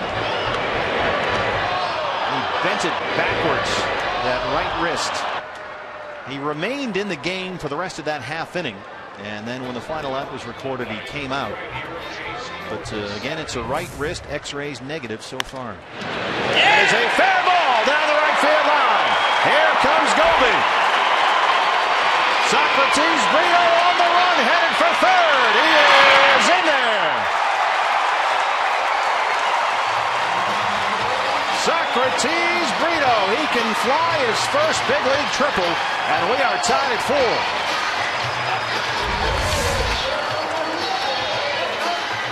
Brito likes that ball down and in. Past a diving Willeen Rosario down into that right field corner. It took a great carom for Kyle Parker. Came off that sidewall right to him. But Socrates Brito didn't care. He's thinking 3 all the way. Great job of base running. That ball's down in the right field corner. Don't look over your shoulder. Pick up your third base coach, and Andy Green waved him around. Boy, he is an athlete out there. First ever triple, a big 2-out triple, ties the ball game, and now he's the go-ahead run 90 feet away for Beef Wellington. Socrates Brito, 2 for 2 tonight, a single and a triple. He's now hit safely in 4 straight after he had doubles in the first 2 games of this series. Well, I'll tell you one thing, partner. It's one thing to have speed, and it's another thing to know how to use that speed. Socrates Brito did not waste anything that time. Castillo gets it up in the air. Parker just shy of the warning track. And they strand Brito. Socrates Brito, his first major league triple, ties the game at 4 here at Chase.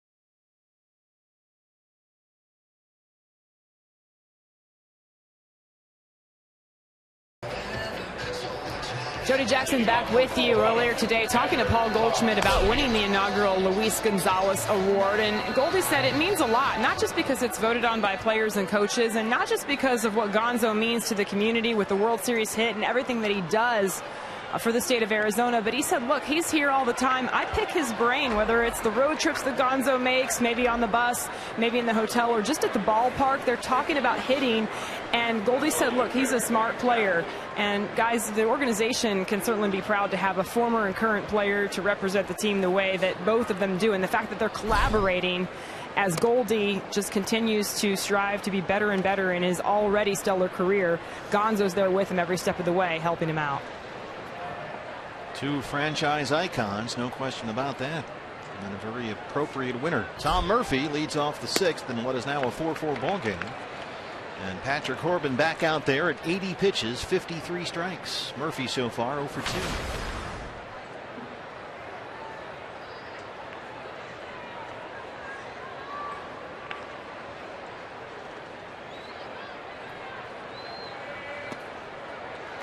Well, there is good news for the Houston Astros, who are in here for their final 3 games of the year starting tomorrow.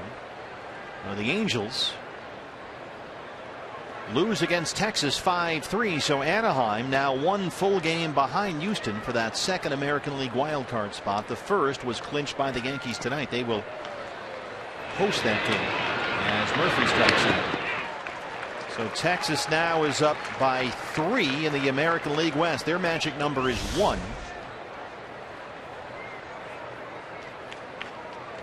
Twins trying to stay alive in that wild card discussion. They won at Cleveland 4-2.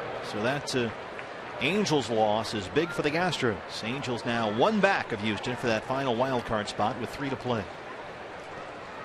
And this is going to be a playoff-like atmosphere here over the weekend. So come on down, dbacks.com/tickets. If you want to send the 2015 season out on some kind of an interesting and enthusiastic note, this is it. The Astros are playing for their lives here. Parker drives it over the head of AJ. He'll play it off the wall, and Kyle Parker, who was in a miserable slump to begin the ball game, as his second hit, he's 2 for 3.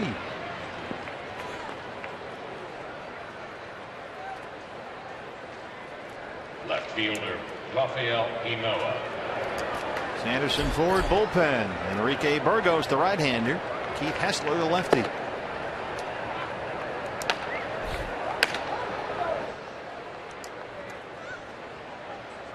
Dallas Keuchel, by the way, the all-star starter, will start the game tomorrow night for the Astros against Ruby De La Rosa.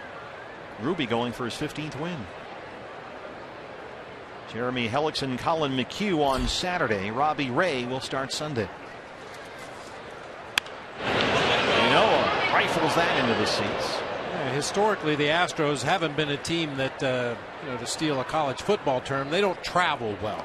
But this is the first time they've been in playoff contention for a long time. An exciting young ball club. I wouldn't be surprised to see a lot of Astros fans here. We can't let that happen, D-backs fans.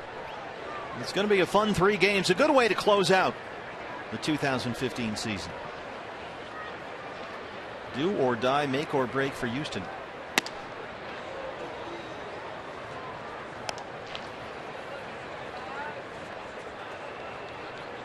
1-1, Rafael Inoa. An RBI double his last time up. Up in another RBI spot right here. Parker at second, 1 out.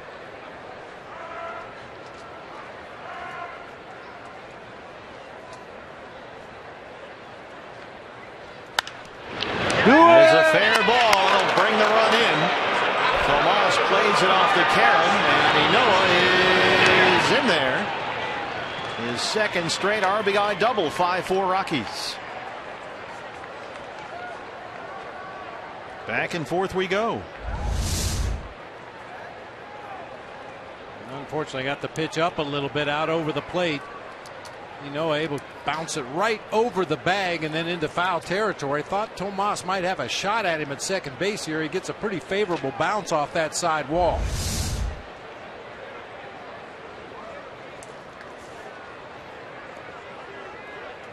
Pitcher spot is up for Colorado. That looks like it will be it for David Hale. Christian Adames is being announced as the hitter, and here comes Chip Hale. Christian Adames. And Chip will make the move. Looks like he wants the lefty Keith Hessler in from the bullpen.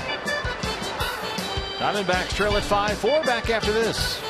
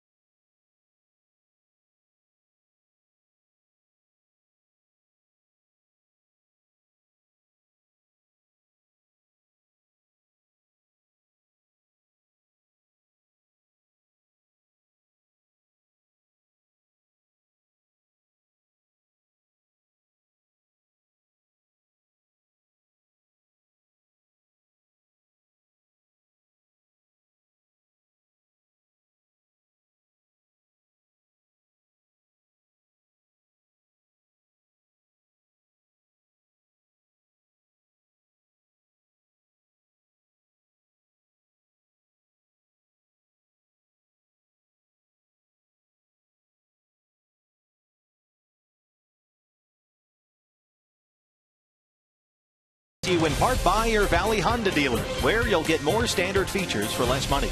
CenturyLink, your link to what's next. And by Mix One, great taste, no face, available at local retailers.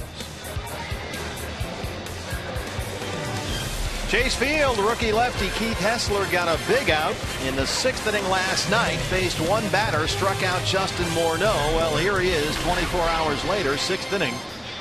And he's on to get another big out. His 17th appearance of the year. Christian Adames, the switch hitter, will bat for the Rockies pitcher David Hale. Colorado with 1 run in back-to-back doubles. Rafael Ynoa, the runner at second. And 1 out. Adames is a switch hitter. He's at .277 on the year. Only 2 extra base hits all year, but he is much better from the right-hand side. About 40 points better, in fact. Now the issue is if you bring in a righty to face Adames to turn him around to his weaker side, chances are you'll get one of those thunder bats off the Rockies bench from the left side. So Chip Hale choosing to stick with the lefties here to keep those guys on the bench for the Rockies. Adames sitting an even .300 batting right-handed this year. He played almost the entire season at AAA Albuquerque. He hit .311 there with 11 home runs.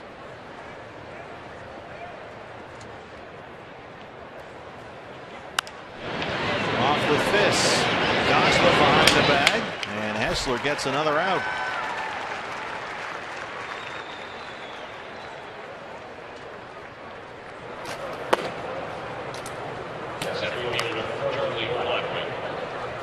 Rockies bullpen busy. Gonzalez hit him in, warming up for Colorado. And now Hessler will stay in the ball game and face the left-hand hitting Charlie Blackmon. Blackmon singled and scored his last time up, 1 for 3. He's got 3 hits in the series, all singles.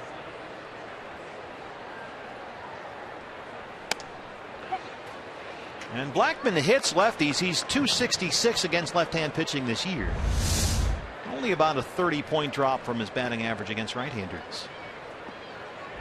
Location there, 0-1.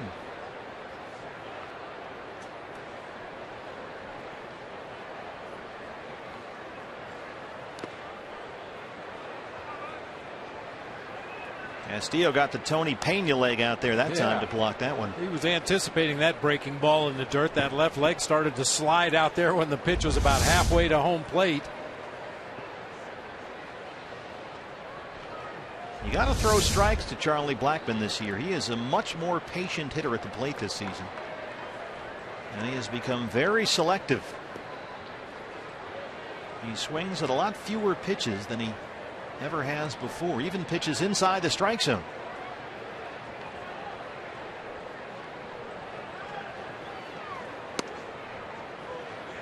He will make you come to him. 2-1. And Blackmon, as he gets more choosy up there, has had much more consistent contact from start to finish this year. The line drive rate is up. Ground ball percentage is down. Walk rate is better. 2-1. Late timeout call there, granted by Dale Scott, the home plate umpire.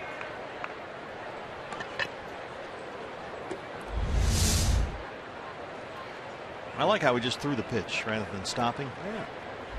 Guys get hurt, get in the middle of that delivery, look up to home plate, and then try to stop as their arm is moving forward. Just go ahead and let it go.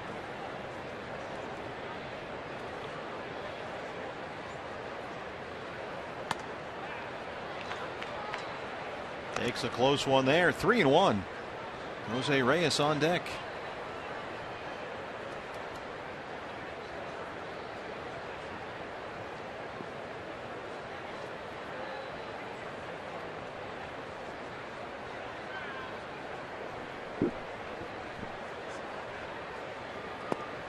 And there's the very selective Charlie Blackmon. Works a 2-out walk.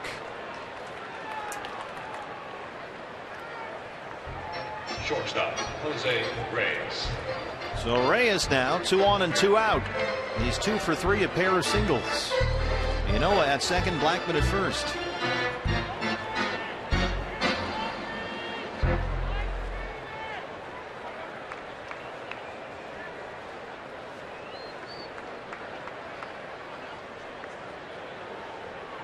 Reyes has got power from either side of the plate.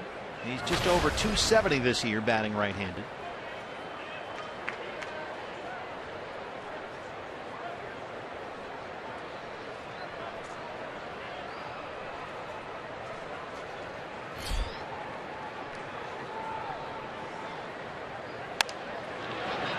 Out of play. Reyes, however, not quite as selective as Charlie Black. No. Get it close to that zone, he's going to hack at it.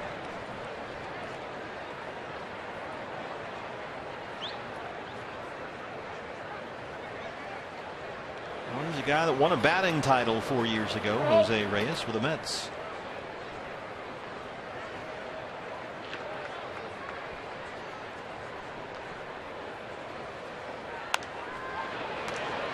Oh, and 2.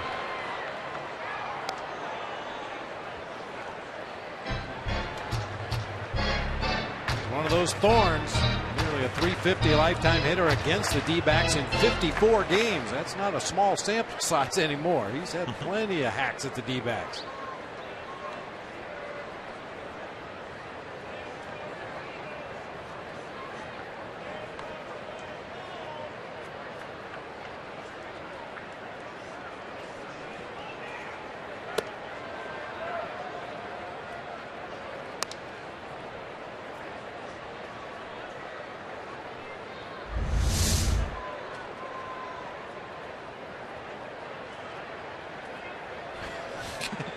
Talking to himself. He was taking a pitch. Didn't like the way he took it.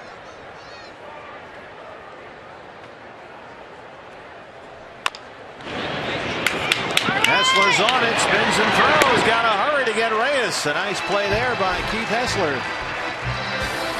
And he limits the damage. Rockies take the 5-4 lead as we go to the bottom of the 6th at Chase Field.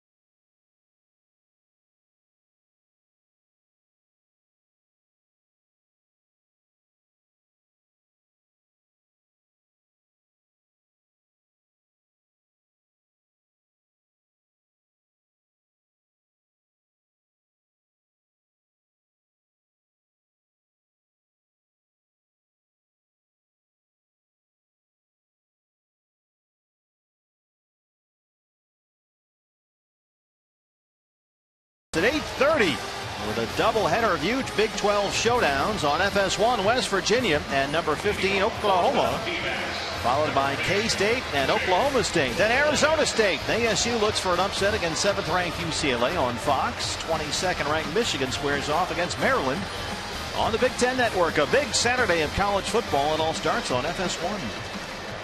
Bottom 6, and it's the Germans. Gonzalez Hermen on in relief of David Hale. Roof and panels open. Beautiful night here in downtown Phoenix.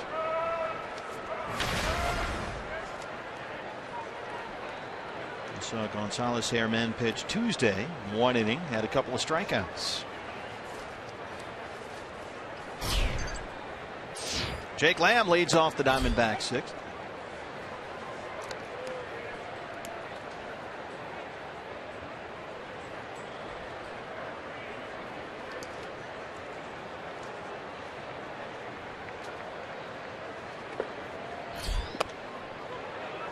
Gonzalez Airmen was the Chicago Cub, claimed off waivers by the Rockies in July. He's been up and down from AAA Albuquerque ever since. Originally signed by the Mets out of the Dominican Republic. Behind on Lamb, 2-1. We were talking about Jake Lamb having issues getting into any kind of a rhythm at the plate this year. Of course, the foot injury set him back quite a bit. And then when he did come back, he rarely faced left-handed pitching. Yeah. That's a common thing that a lot of organizations do with a young player. They try to protect them. Drives it out to right. It drops in front of Parker. Jake Lamb, a single to lead off the sixth. You don't want a young player like Jake Lamb to get overwhelmed, and there's a lot of good left-handed pitching in the game right now. Right fielder, Yasmani. His minor league track record would tell you he handles lefties pretty well. He hit .303 against left-handed pitching in rookie ball, .281 in A ball, .340 in AA. But you get to the major leagues, and your manager and your hitting coach want to protect you and keep you away from the Dallas Keuchels and Clayton Kershaws of the world, and suddenly you kind of lose some of that rhythm that you had that made you an effective hitter against left-handed pitching. Tomas checks his swing, says C.B. Bucknor. Well, Chip Hale was talking about that earlier this year. He said they don't want Jake to think the Diamondbacks don't think he can hit lefties. And Chip would point out they usually would leave Jake in the game when a lefty reliever came in. So it's not a straight up platoon, but they were trying to pick better matchups for him. Tomas, a big cut there, 1-1.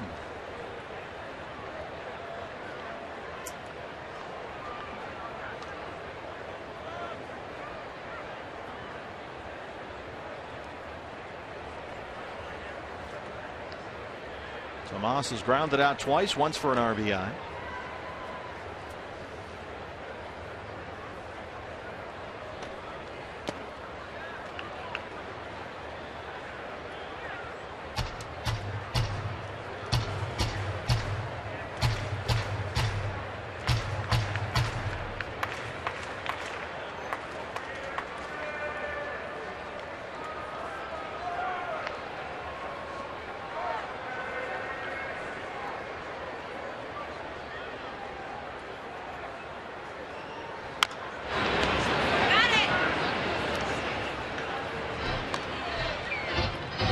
Watch Yasmani swing. It reminds you a lot of Miguel Montero when Miggy was scuffling. The head would just come flying up. Especially if you think back to the early part of the season when Yasmani was swinging it well with that inside-out approach, taking pitches anywhere on the plate and driving them to the opposite field. And I think he got on a couple of off-speed pitches, pulled the ball in the air to left field, kind of changed his swing a little bit. Play ball here, Reyes LeMahieu, and they turn it. Nice stretch by Rosario. They say Tomas out at first. Hold the phone here.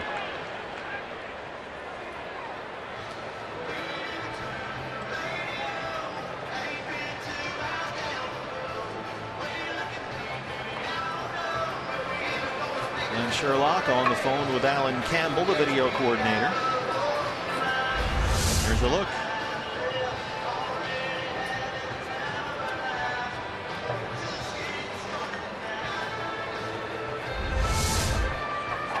Like they got him there, and there will be no challenge. So Tomas is out.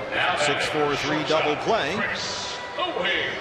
and with two down, it's Chris Owings. It's not always easy to tell with Willeen Rosario because he doesn't always catch the ball in the pocket of that first baseman's glove. Yeah. We're used to seeing the white of the baseball through the webbing as the ball hits the back of the glove. Rosario occasionally will catch him down near the heel of the mitt or right in the middle of the palm of the glove, and you don't really see the ball the way you do with other first basemen.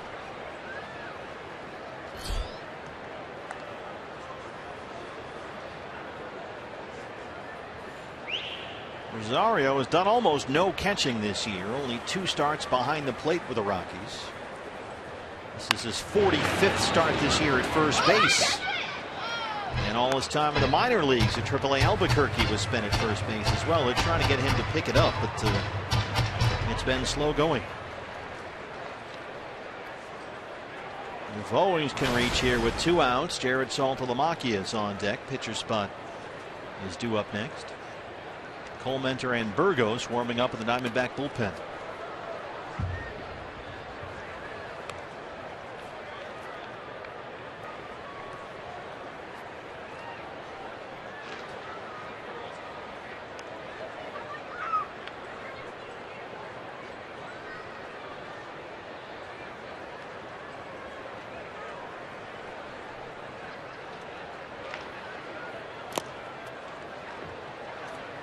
Herman not making it easy for Murphy back there.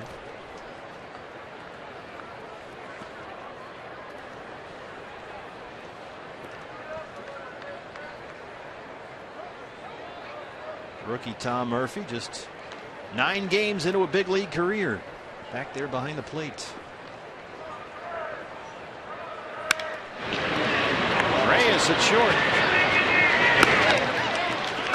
We are through 6. Diamondbacks trail the Rockies 5-4.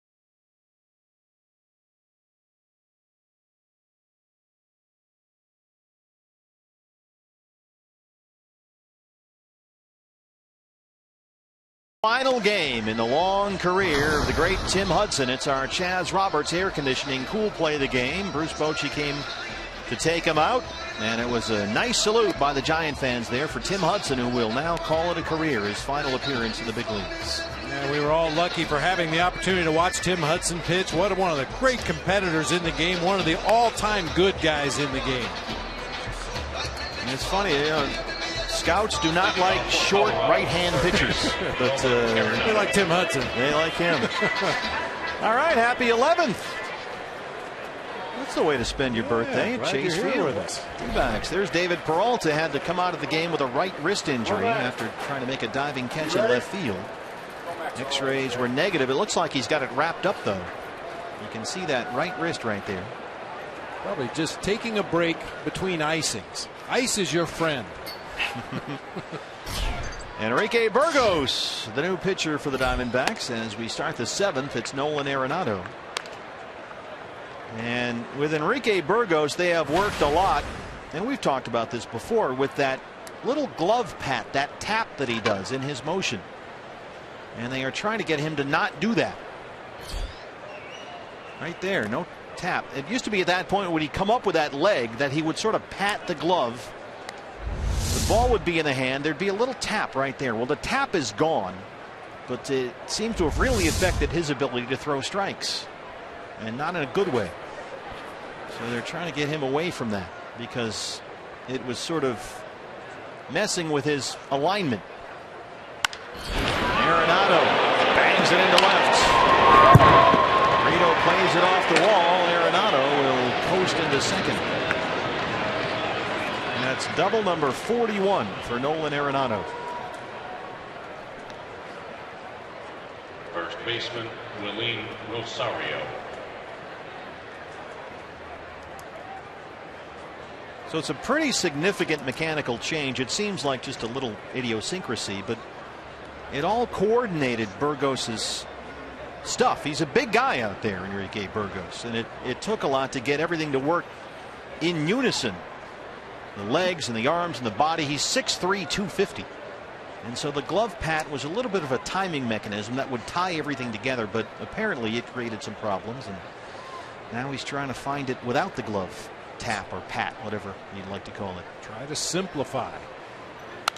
Get your body into a good position without all the mechanisms to get to that point. And just like a hitter that has a lot going on in his swing, a big hitch and a toe tap and this, that, and the other thing, if you try to eliminate as many things that are unnecessary, you got a better chance of being in the position you want to be in when you throw the ball or when you swing the bat. 0-1 on Rosario, who has walked, doubled, and singled.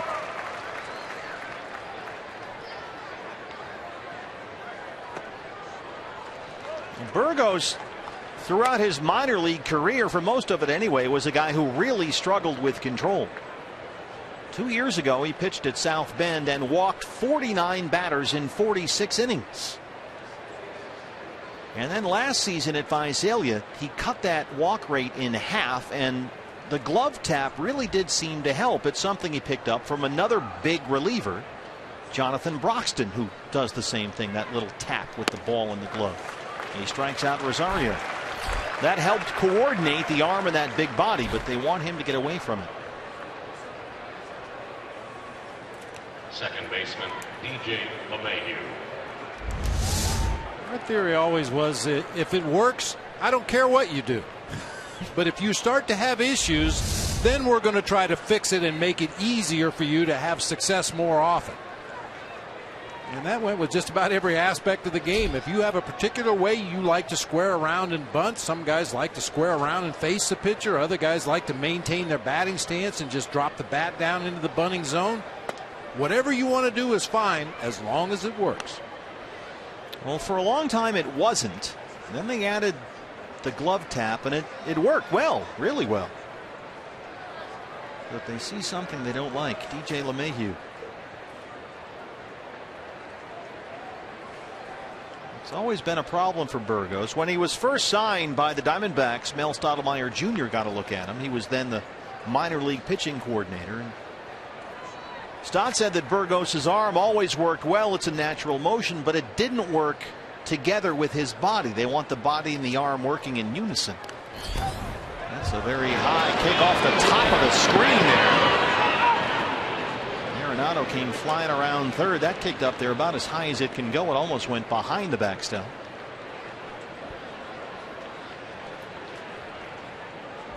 This is a 95-mile-an-hour fastball spiked in the dirt out there in front of home plate.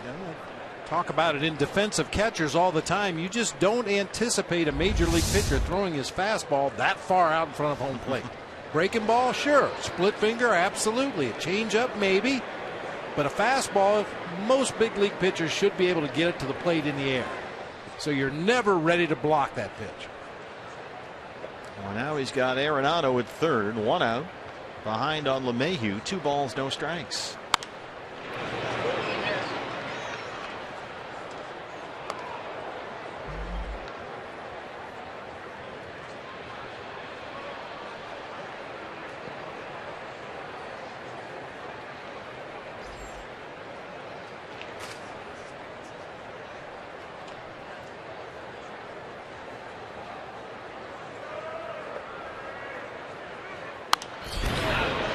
Two.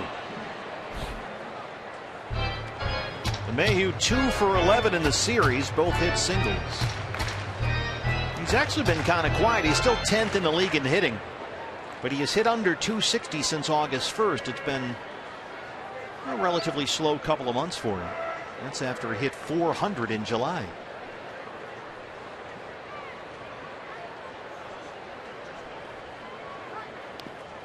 Lays off that one in the dirt. The count is full, 3-2. Murphy, the catcher, on deck.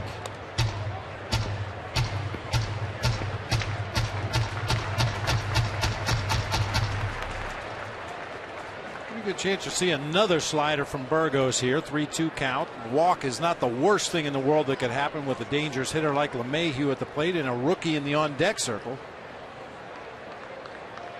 Bullpen busy for the Diamondbacks. A lefty and a righty. Looks like Andrew Chafin is up down there.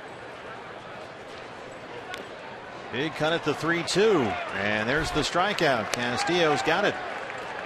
And LeMahieu in a debate with Dale Scott here.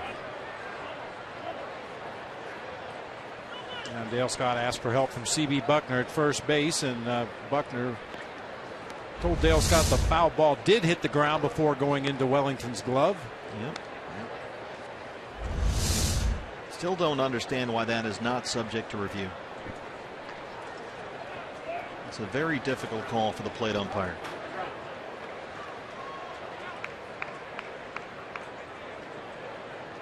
So we'll do it again on 3-2. We saw Turner Ward right there talking to Chip Hale. Pitcher spot due to lead off in the bottom half of the 7th inning. Probably wants to know who Chip is thinking about as the leadoff hitter. Castillo will complete the strikeout. Nice backhand stop by Goldie there. Turner Ward wants an opportunity to get whichever pinch hitter Chip Hale selects to start the inning down into that cage. Maybe get him some quick soft toss, swing the bat a little bit off the tee, get ready for that at bat.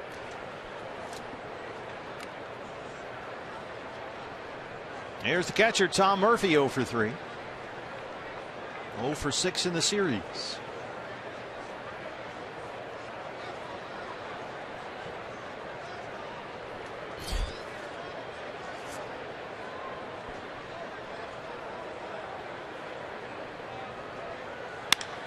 Drives it out to center, and that's trouble. Arenado will score to make it 6-4. And Murphy has an RBI double.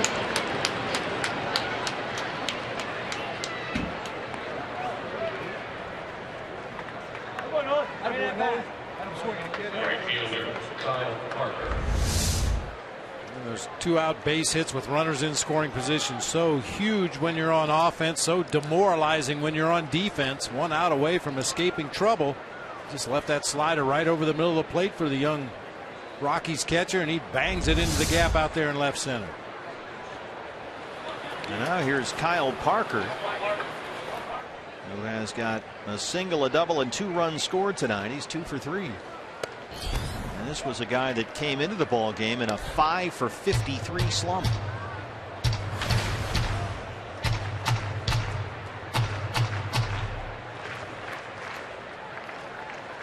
Kyle Parker, a first-round pick by the Rockies 5 years ago, played quarterback at Clemson.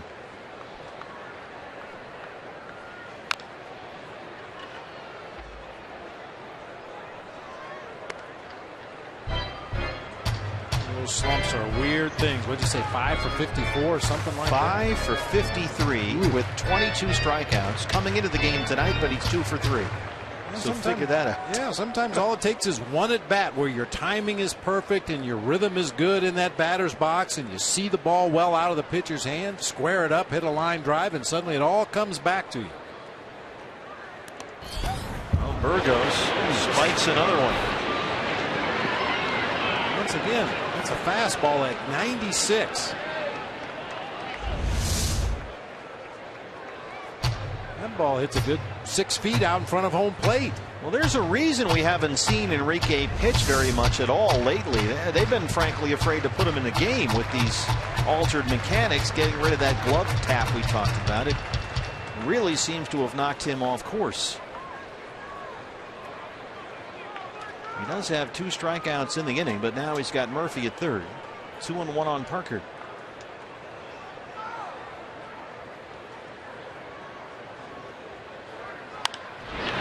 Sky high, third base side. Chris Owens wants it. Rockies add another run. It's 6-4 Colorado. Here's what's next, brought to you by CenturyLink. We'll see Phil Gosselin in the Diamondbacks 7th. He had the walk-off winner Tuesday night.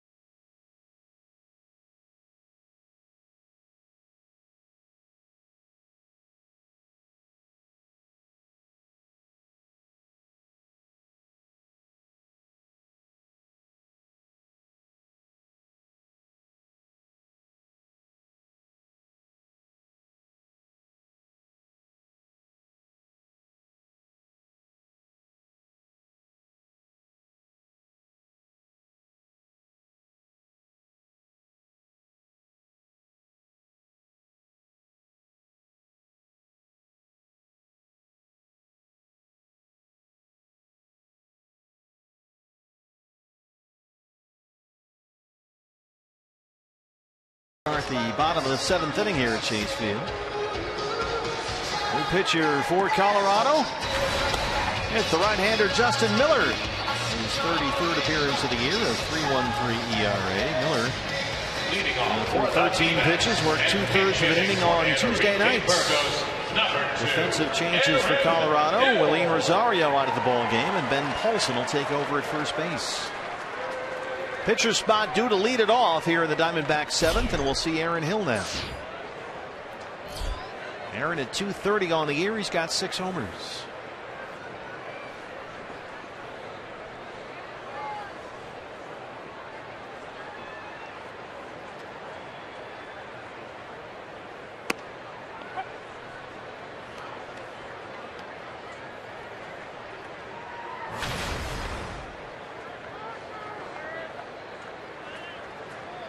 Justin Miller's actually fashioned himself a pretty nice season statistically for a Rockies relief pitcher. Not always an easy thing to do.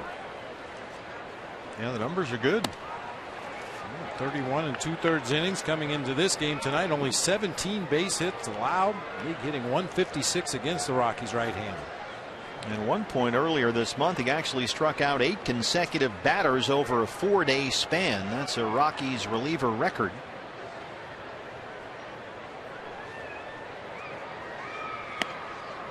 And the longest streak by a major league reliever since David Robertson struck out 8 in a row back in 2012. 1-2 on Aaron Hill. Aaron is 0 for 2 with a pair of pinch hit appearances in this series. In the air, Parker, right field, back it up. He's got room, and he runs it down, 1 away. Hey fans, don't miss the last giveaway of the 2015 season on Saturday, October 3rd, when the D-backs host the Houston Astros. The first 10,000 fans in attendance will receive the Los D-backs soccer jersey, courtesy of Pepsi. For tickets, call 602-514-8400 or visit dbacks.com. Big weekend coming up against the Astros. Final 3 games of the year, a playoff atmosphere here at Chase Field. dbacks.com/tickets. Your last look at the 2015 Diamondbacks. A.J. Pollock. A.J. singled, stole a base, and scored a run back in the first inning. He's 1 for 3. 2 for 9 in the series.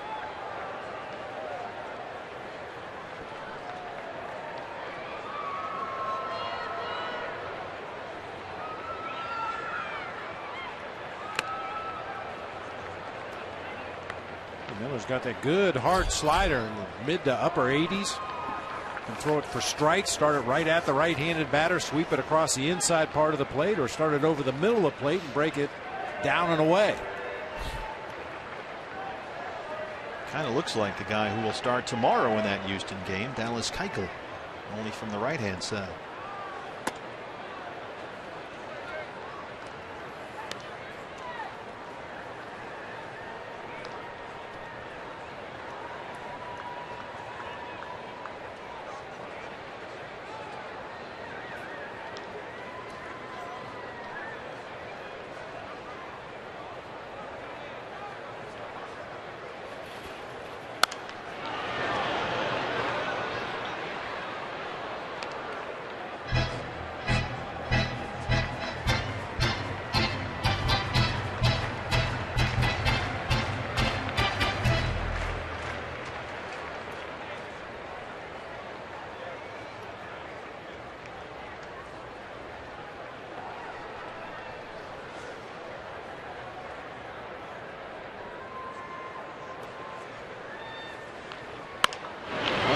Bounced to shortstop for Jose Reyes.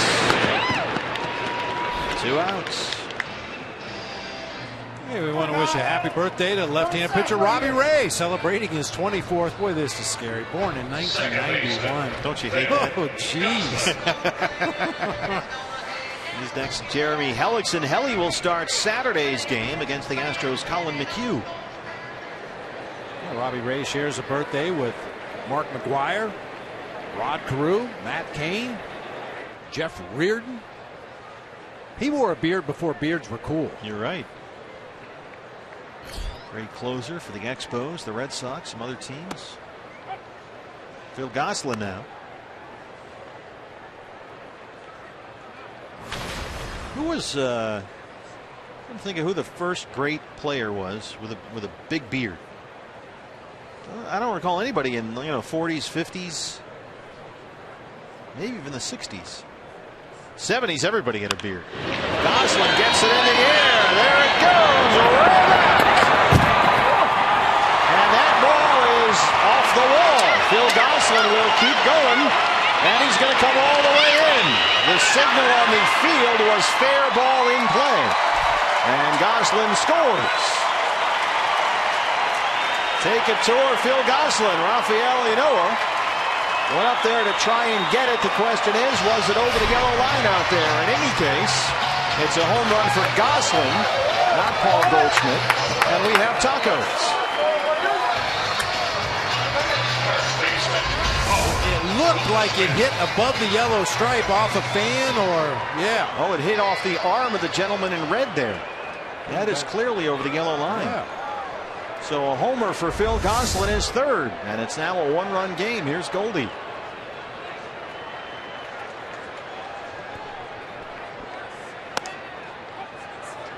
The call from Lance Barrett, the second base umpire who rotated out there, was the safe signal, which means off the wall, but that was clearly over the wall. In any case, Gosselin is in. 0-1 on Goldie.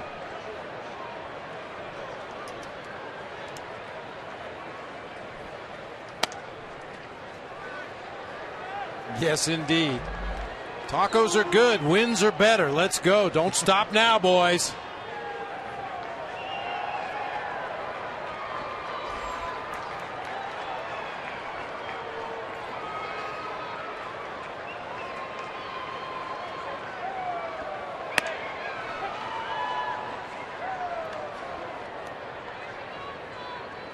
A ball and 2 strikes.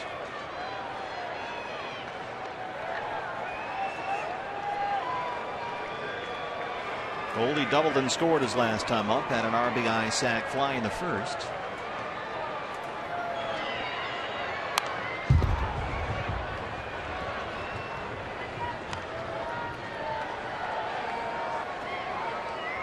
That was one of the odder home runs I've seen. Wasn't it? It really was. It's a tough call for the umpire because Lance Barrett is way out there at second base trying to make the call from, I don't know, 150 feet away.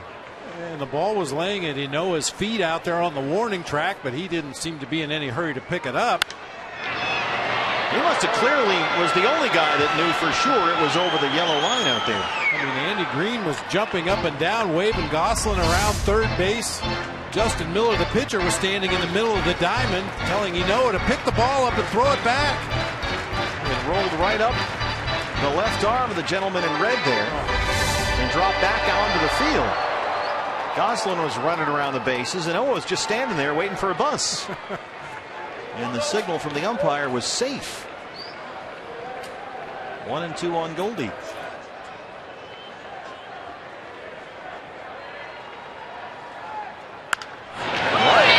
Reyes, it eats him up. He recovers and can't throw him out. Goldie's aboard.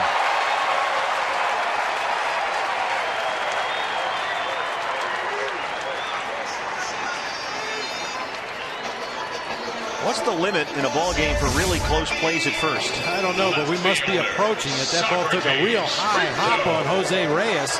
In self-defense, he just put his glove up in front of his face and knocked the ball down. And as usual, Goldie busting it out of that batter's box. They rule it a single for Goldie. That's his second hit tonight. Socrates Brito has had a tremendous night on in relief of David Peralta, who had to leave with a wrist injury. X-rays were negative. Brito singled, stole a base, and scored a run in the fourth. Had his first ever RBI triple in the fifth. He's 2 for 2. And again, there's David with that right wrist wrapped up. X-rays negative. Trying to make a diving catch out there in left earlier in the ball game.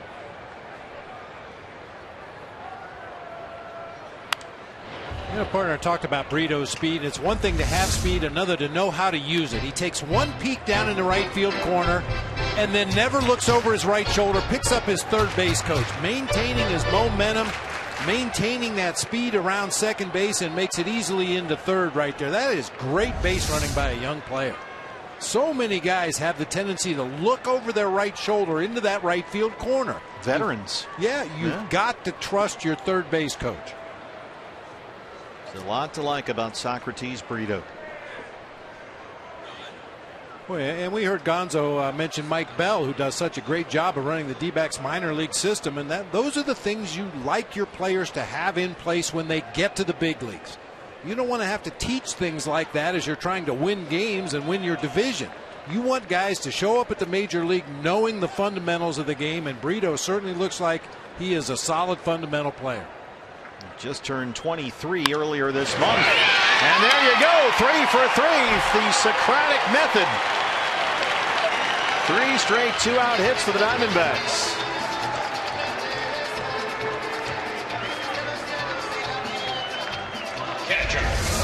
I just love the poise of some of these young Diamondbacks players. Brito does not look overmatched at all. Doesn't look like he feels he doesn't belong here. He's just playing baseball. This is what he's done his whole life. Yeah, you're right about that. He looks very comfortable, doesn't he? Here's Steve Foster now.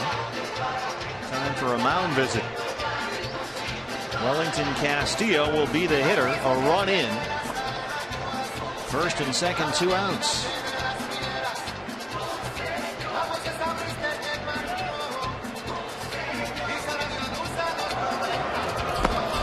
Boone Logan, the left-hander. You figure he would get Lamb, who's on deck.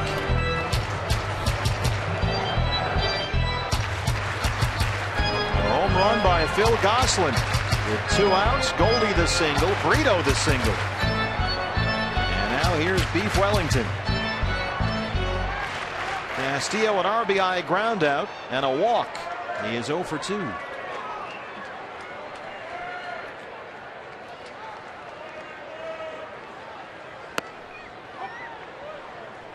Wellington right now 4 for his last 37 at the plate. He is hitting only about $160 in September.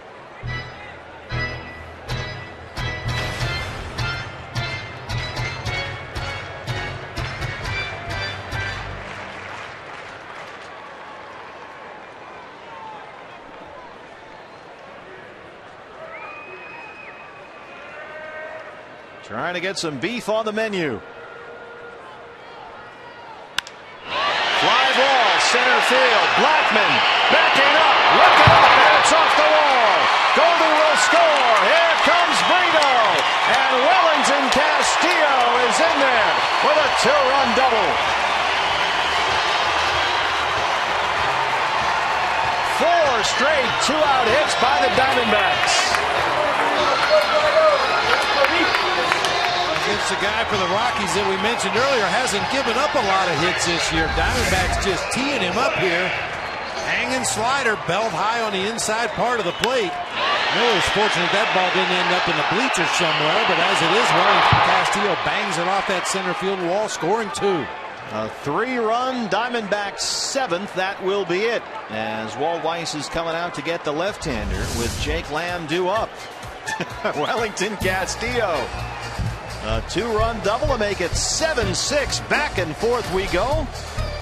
We'll be back in a moment.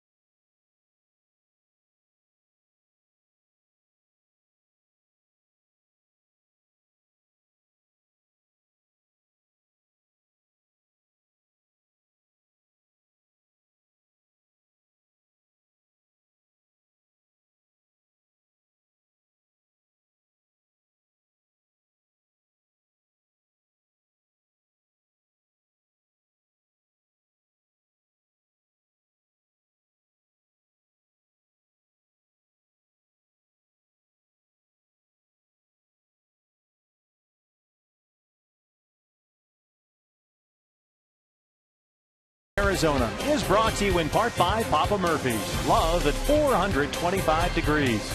And by Phoenix International Raceway. Join PIR on November 15th for NASCAR. Visit us at phoenixraceway.com and get your tickets now. What a ball game we got going here. It's now 7-6 Diamondbacks. 4 straight 2-out hits, a 3-run Arizona 7th, and still going here. Here's the lefty Boone Logan. We saw Logan Tuesday in the opener, and he was just filthy.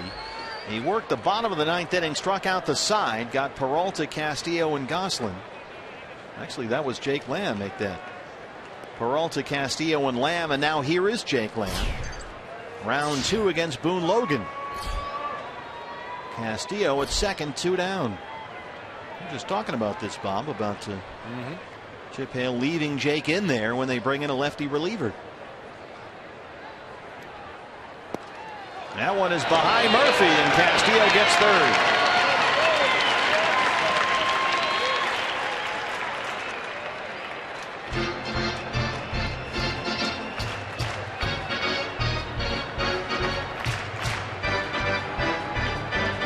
Take a look at Jake Lamb against left-hand pitching this year. It's a small sample size, fewer than 50 plate appearances. He's hit .214.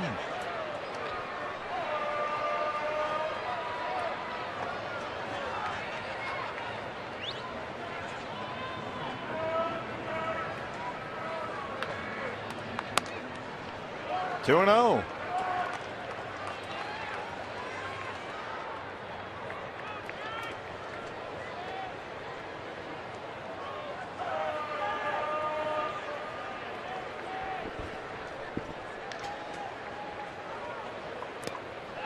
That one's behind Murphy. Here comes Beef, and it's 8-6 D-backs. Boone Logan, untouchable on Tuesday. Now he can't throw a strike.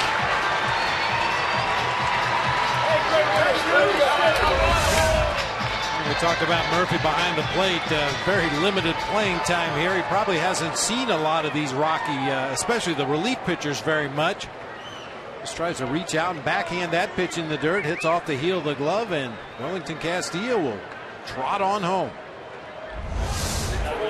2 wild pitches in this at bat. And there's the strike finally, 3-1. So it's a 4-run D-back 7th. They lead at 8-6. 4 straight 2-out hits, all 4 scored. The Goslin homer, singles by Goldie and Brito. The double by Castillo. They are all in. Fly ball third base side. Arenado. Well, Phil Goslin got it all started with that unusual home run. Nobody knew if it was in or out of the park. Either way, he made it all the way around. The D-backs get 4 in the 7th. They lead at 8-6.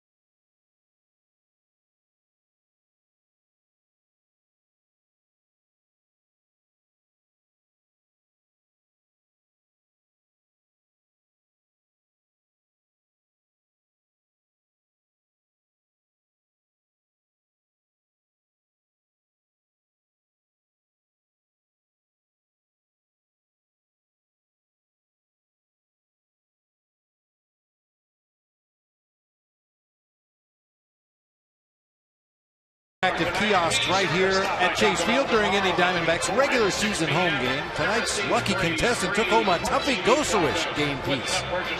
Tuffy's doing great, by the way. Spoke with him the other day. He feels great. Can't wait to get going again. The knee rehab after that injury in St. Louis back in May has gone very well. You see Tuffy around the ballpark all the time in uniform, working out. Andrew Chafin, his 65th appearance. Has been a long year for this left-hand rookie, and has been a really good one, a 2.81 ERA. He's on to start the game. It's hard to think back to the time when Andrew Chafin was a starting pitcher. Just last year, 3 starts, and you wondered how he would fit in, but he has really taken to this role, a converted starter. Rafael Ynoa will lead it off. Pitcher spot due up next, and Daniel Descalso is in the on-deck circle. Ynoa 2 for 3, a pair of RBI doubles.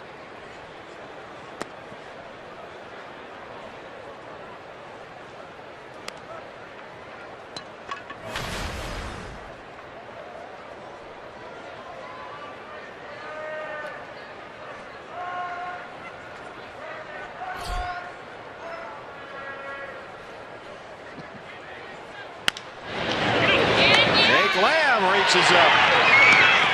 Top shelf, one away.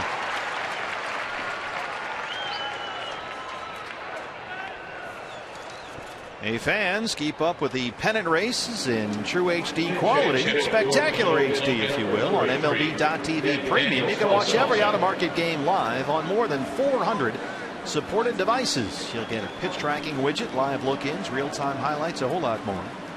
Just check out MLB.TV today. Daniel Descalso.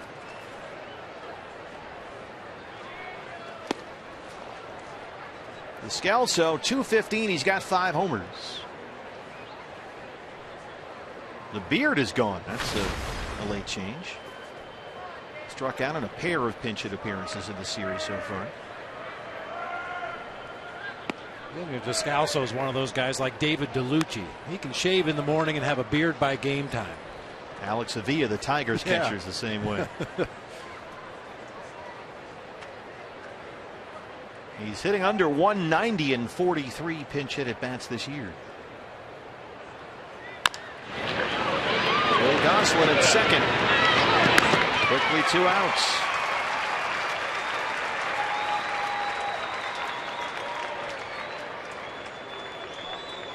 Speaking of beards, here's Charlie Blackmon. He has singled and walked. 1 for 3 tonight. Blackmon does hit left-handers. He's homered off lefties 3 times this year.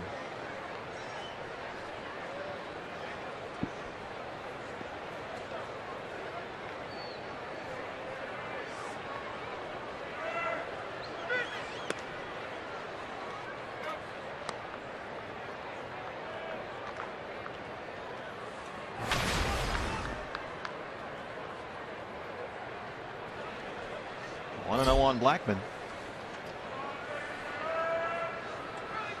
I keep looking down, Bob, to the dugout to see if there's a pinch hitter coming out or something every half inning, and I wonder who's the player dressed in purple and white in the camera well. Well, it's Jody. She's got the colors going, the white pants, the purple shirt, fits right in down there. Nicely done.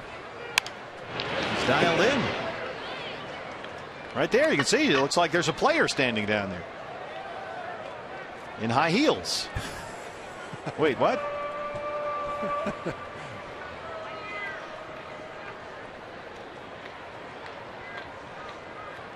The final Throwback Thursday of the year. This was a big hit with the fans. We're going to have to bring this back next year. And with the players. They seem to like putting on the purple and teal for one day a week. Jake Lamb one more time. Andrew Chafin. 3 quick ground ball outs. Bottom 8 on the way. Diamondbacks lead at 8-6.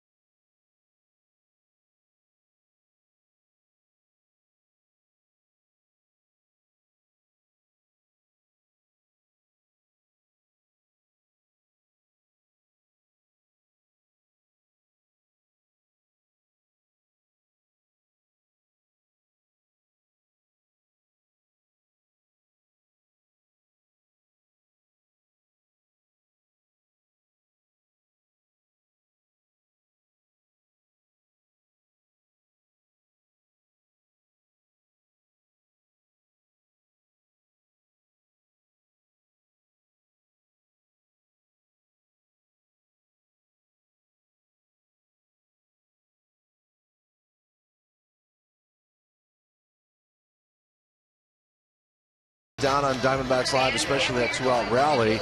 But Brandon Webb, I think we also have to go all the way back to Patrick Corbin's night. Not his best stuff. Do you think there's a reason why? Well, we talk about feel in the pregame, and I just don't think he had a great feel for his pitches. He was very inconsistent. He would be good at times, had a good slider, good fastball. Next pitch would miss off the plate quite a bit. So it was a matter of consistency and feel tonight for him, I think. All right, we'll take a closer look at that. Don't forget, Diamondbacks Live when this game ends here from our postgame set. By the way, Brandon Webb wearing a jersey. You one up Jody. Steve, back to you. Looks great, though. You look good. A jersey? It looks like a shirt. It looks kind of like a golf shirt to me. I'm confused. Well, what else is new? Here's the new pitcher for the Rockies. We saw him Tuesday, and he looked really good. Jairo Diaz, a 2.65 ERA, 19 appearances. Worked 1 inning, had a strikeout, retired the side on 7 pitches. You got Drury, Pollock, and Goldie in the 8th inning on Tuesday, and now he'll work to Yasmani Tomas in the 8th inning here.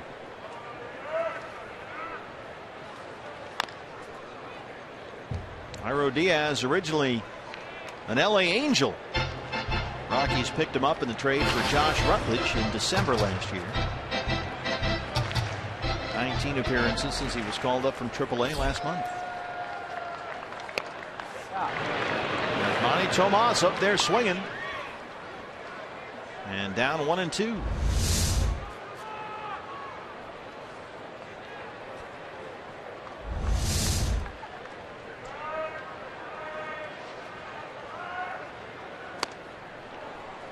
One away. Take a look at our State Farm report of the ball game. Zach Bornstein, AA Mobile, a really good year there at .314 and was the Southern League Player of the Month for July with the Bay Bears.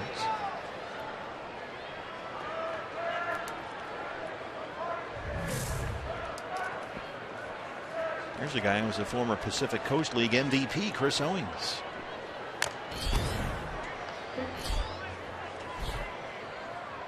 COO for 2. He was walked intentionally back in the 4th.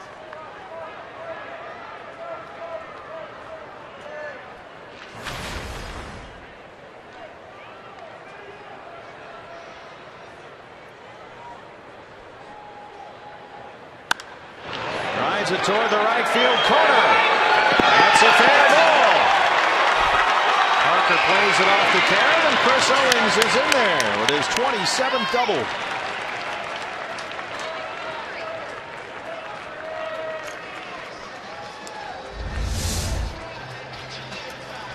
Diaz with a big breaking ball that stayed up and out over the plate. Nice job by CO just to stay on it. Shoots it down into that right field corner. Has to add a tack-on run here. Jared Saltalamacchia will hit for Chafin. Salty 222 and 9 homers.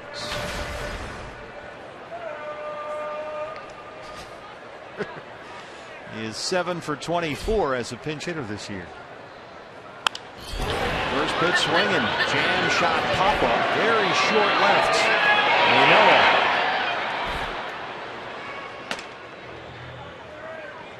Well, dbacks.com/tickets. Final series of the year starts tomorrow, and it's going to be a good one. The Astros, who are fighting for their playoff lives, a series of do-or-die games. They must have all 3 of these, so the Diamondbacks will try and play spoilers here. Ruby De La Rosa tomorrow night goes for his 15th win against the All-Star starter Dallas Keuchel. Jeremy Hellickson and Colin McHugh on Saturday, and Robbie Ray set to pitch the finale on Sunday. That, by the way, is a noon start on Sunday. Remember, they addressed that after what happened in the Diamondback game last year against the Cardinals. Here's A.J. Pollock.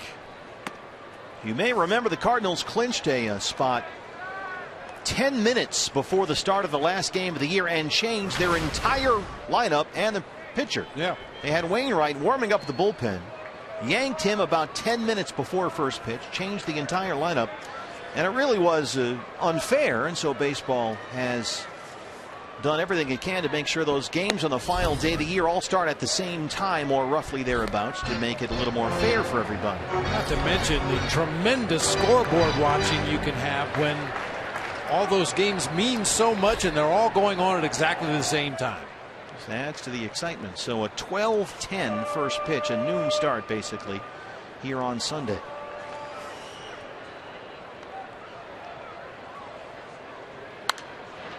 And the Astros in that game may be playing for their season.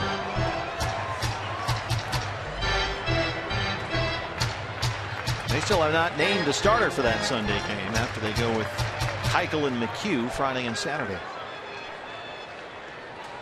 I would imagine it depends on what happens in the first 2 games of that series. If that final game of the season is necessary for them to advance on to the postseason, they'll pick the best available starting pitcher.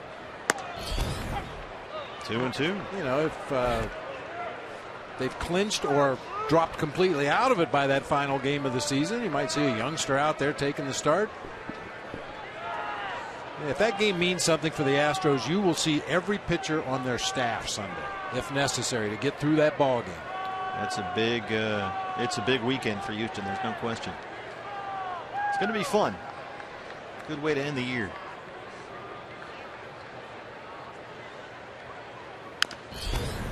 I remember, I think it was the Pirates had lost a game, if memory serves, last year on the final day. It was the Pirates who lost, clinching the spot for the Cardinals. And as soon as the last out was made, they ran someone down to the bullpen, had Wainwright stop throwing, and they just shut the whole thing down. Pulled the plug on Waino. He walked back into the first base dugout. And they changed their Mike Matheny, as well he should, knowing that the spot had been clinched, changed his entire batting order. And we spent the first 4 innings trying to catch up. 2-2 on AJ.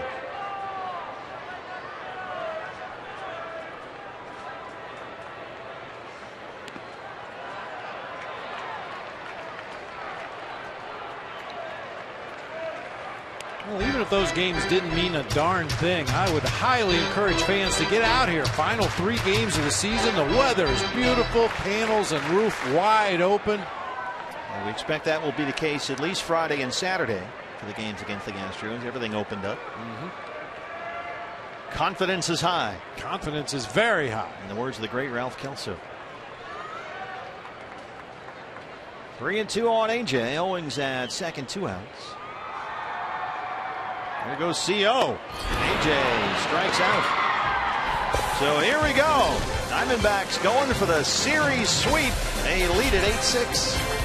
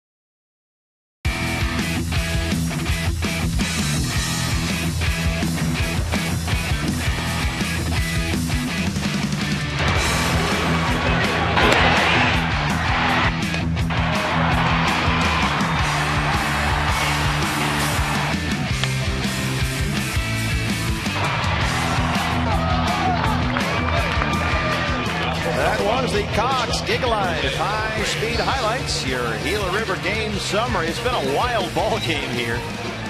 And the Diamondbacks head into the 9th inning, leading the Rockies 8-6. They already lead the season series 12-6. They've won 7 of 9 here at Chase. And what better way to close out the 2015 schedule against Colorado than with a 3-game series sweep? And on to try and nail it down is the rookie right-hander Silvino Bracho, who will go for his first major league save.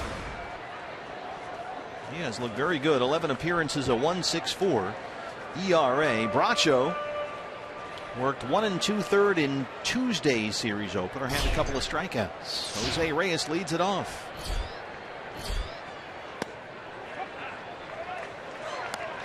Bracho looking for his first big league save here. 64 saves in 4 minor league seasons for the D-backs right-hander. Reyes, a pair of singles. He's 2 for 4. He scored a run. He's got his work cut out for him. He'll have to get Reyes, Arenado, and then Paulson as he yanks that one from.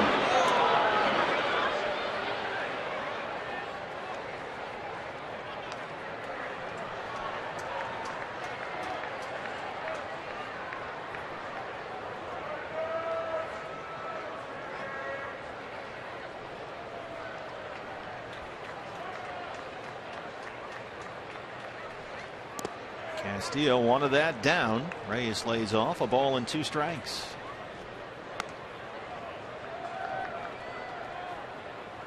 You mentioned Reyes does have a little pop, but for me it's usually on mistake off-speed pitches.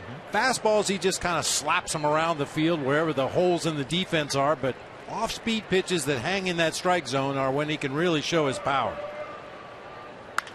Left that one up. Fastball at 94. Reyes got a piece. Saw Castillo wanted that down and away. Bracho missed the glove that time.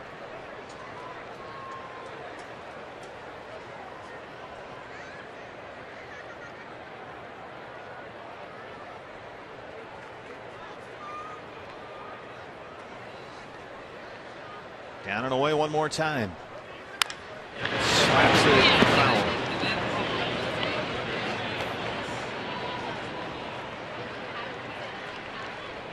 Play by Jim Tolar down there, our Golden Glover, working the left field line tonight. There's Jim. Ernie Ned poised and ready and right.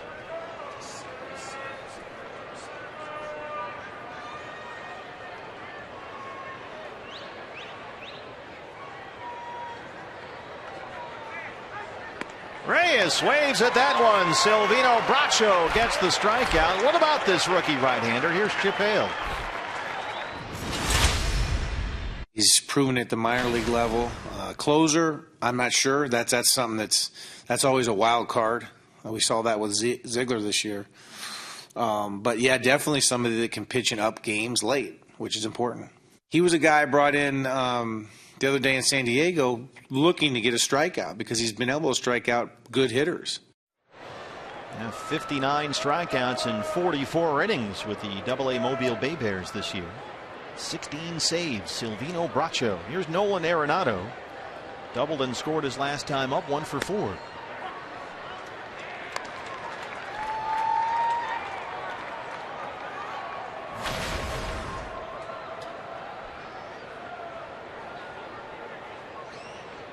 Arenado 4 hits in the series, 3 doubles. He's hit safely now in 5 straight.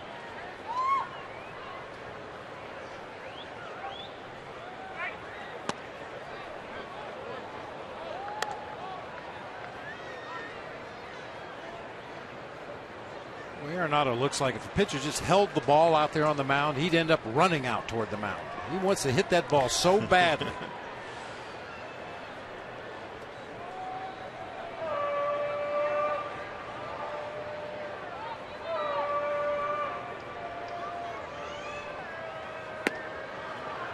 Just missed that time.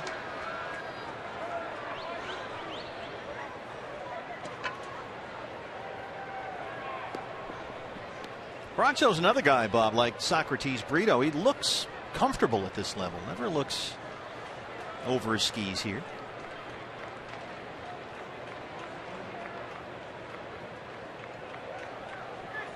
Arenado went down and got that one.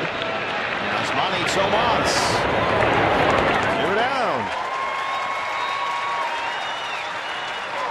It'll be up to Ben Paulson. Well, granted, it's the minor league level, but I mentioned 64 saves in 4 seasons. If you're in ball games late with a short lead, your team's counting on you to get those final 3 outs of the game, sometimes it steals you a little bit. You get a little stronger out there on the mound.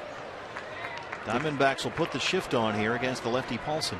You're absolutely right about Bracho. He hasn't looked intimidated or scared or hesitate to throw a pitch. He gets his sign.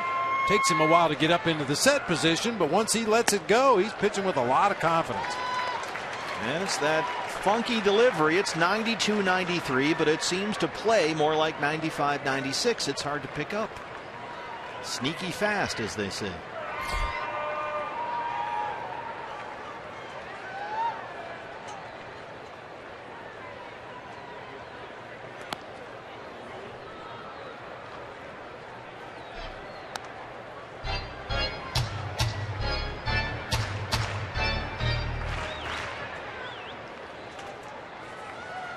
Bracho had a very good offseason, played with Ender Inciarte in the Venezuelan Winter League, in fact. He's pitched winter ball in his native Venezuela the last 2 off seasons.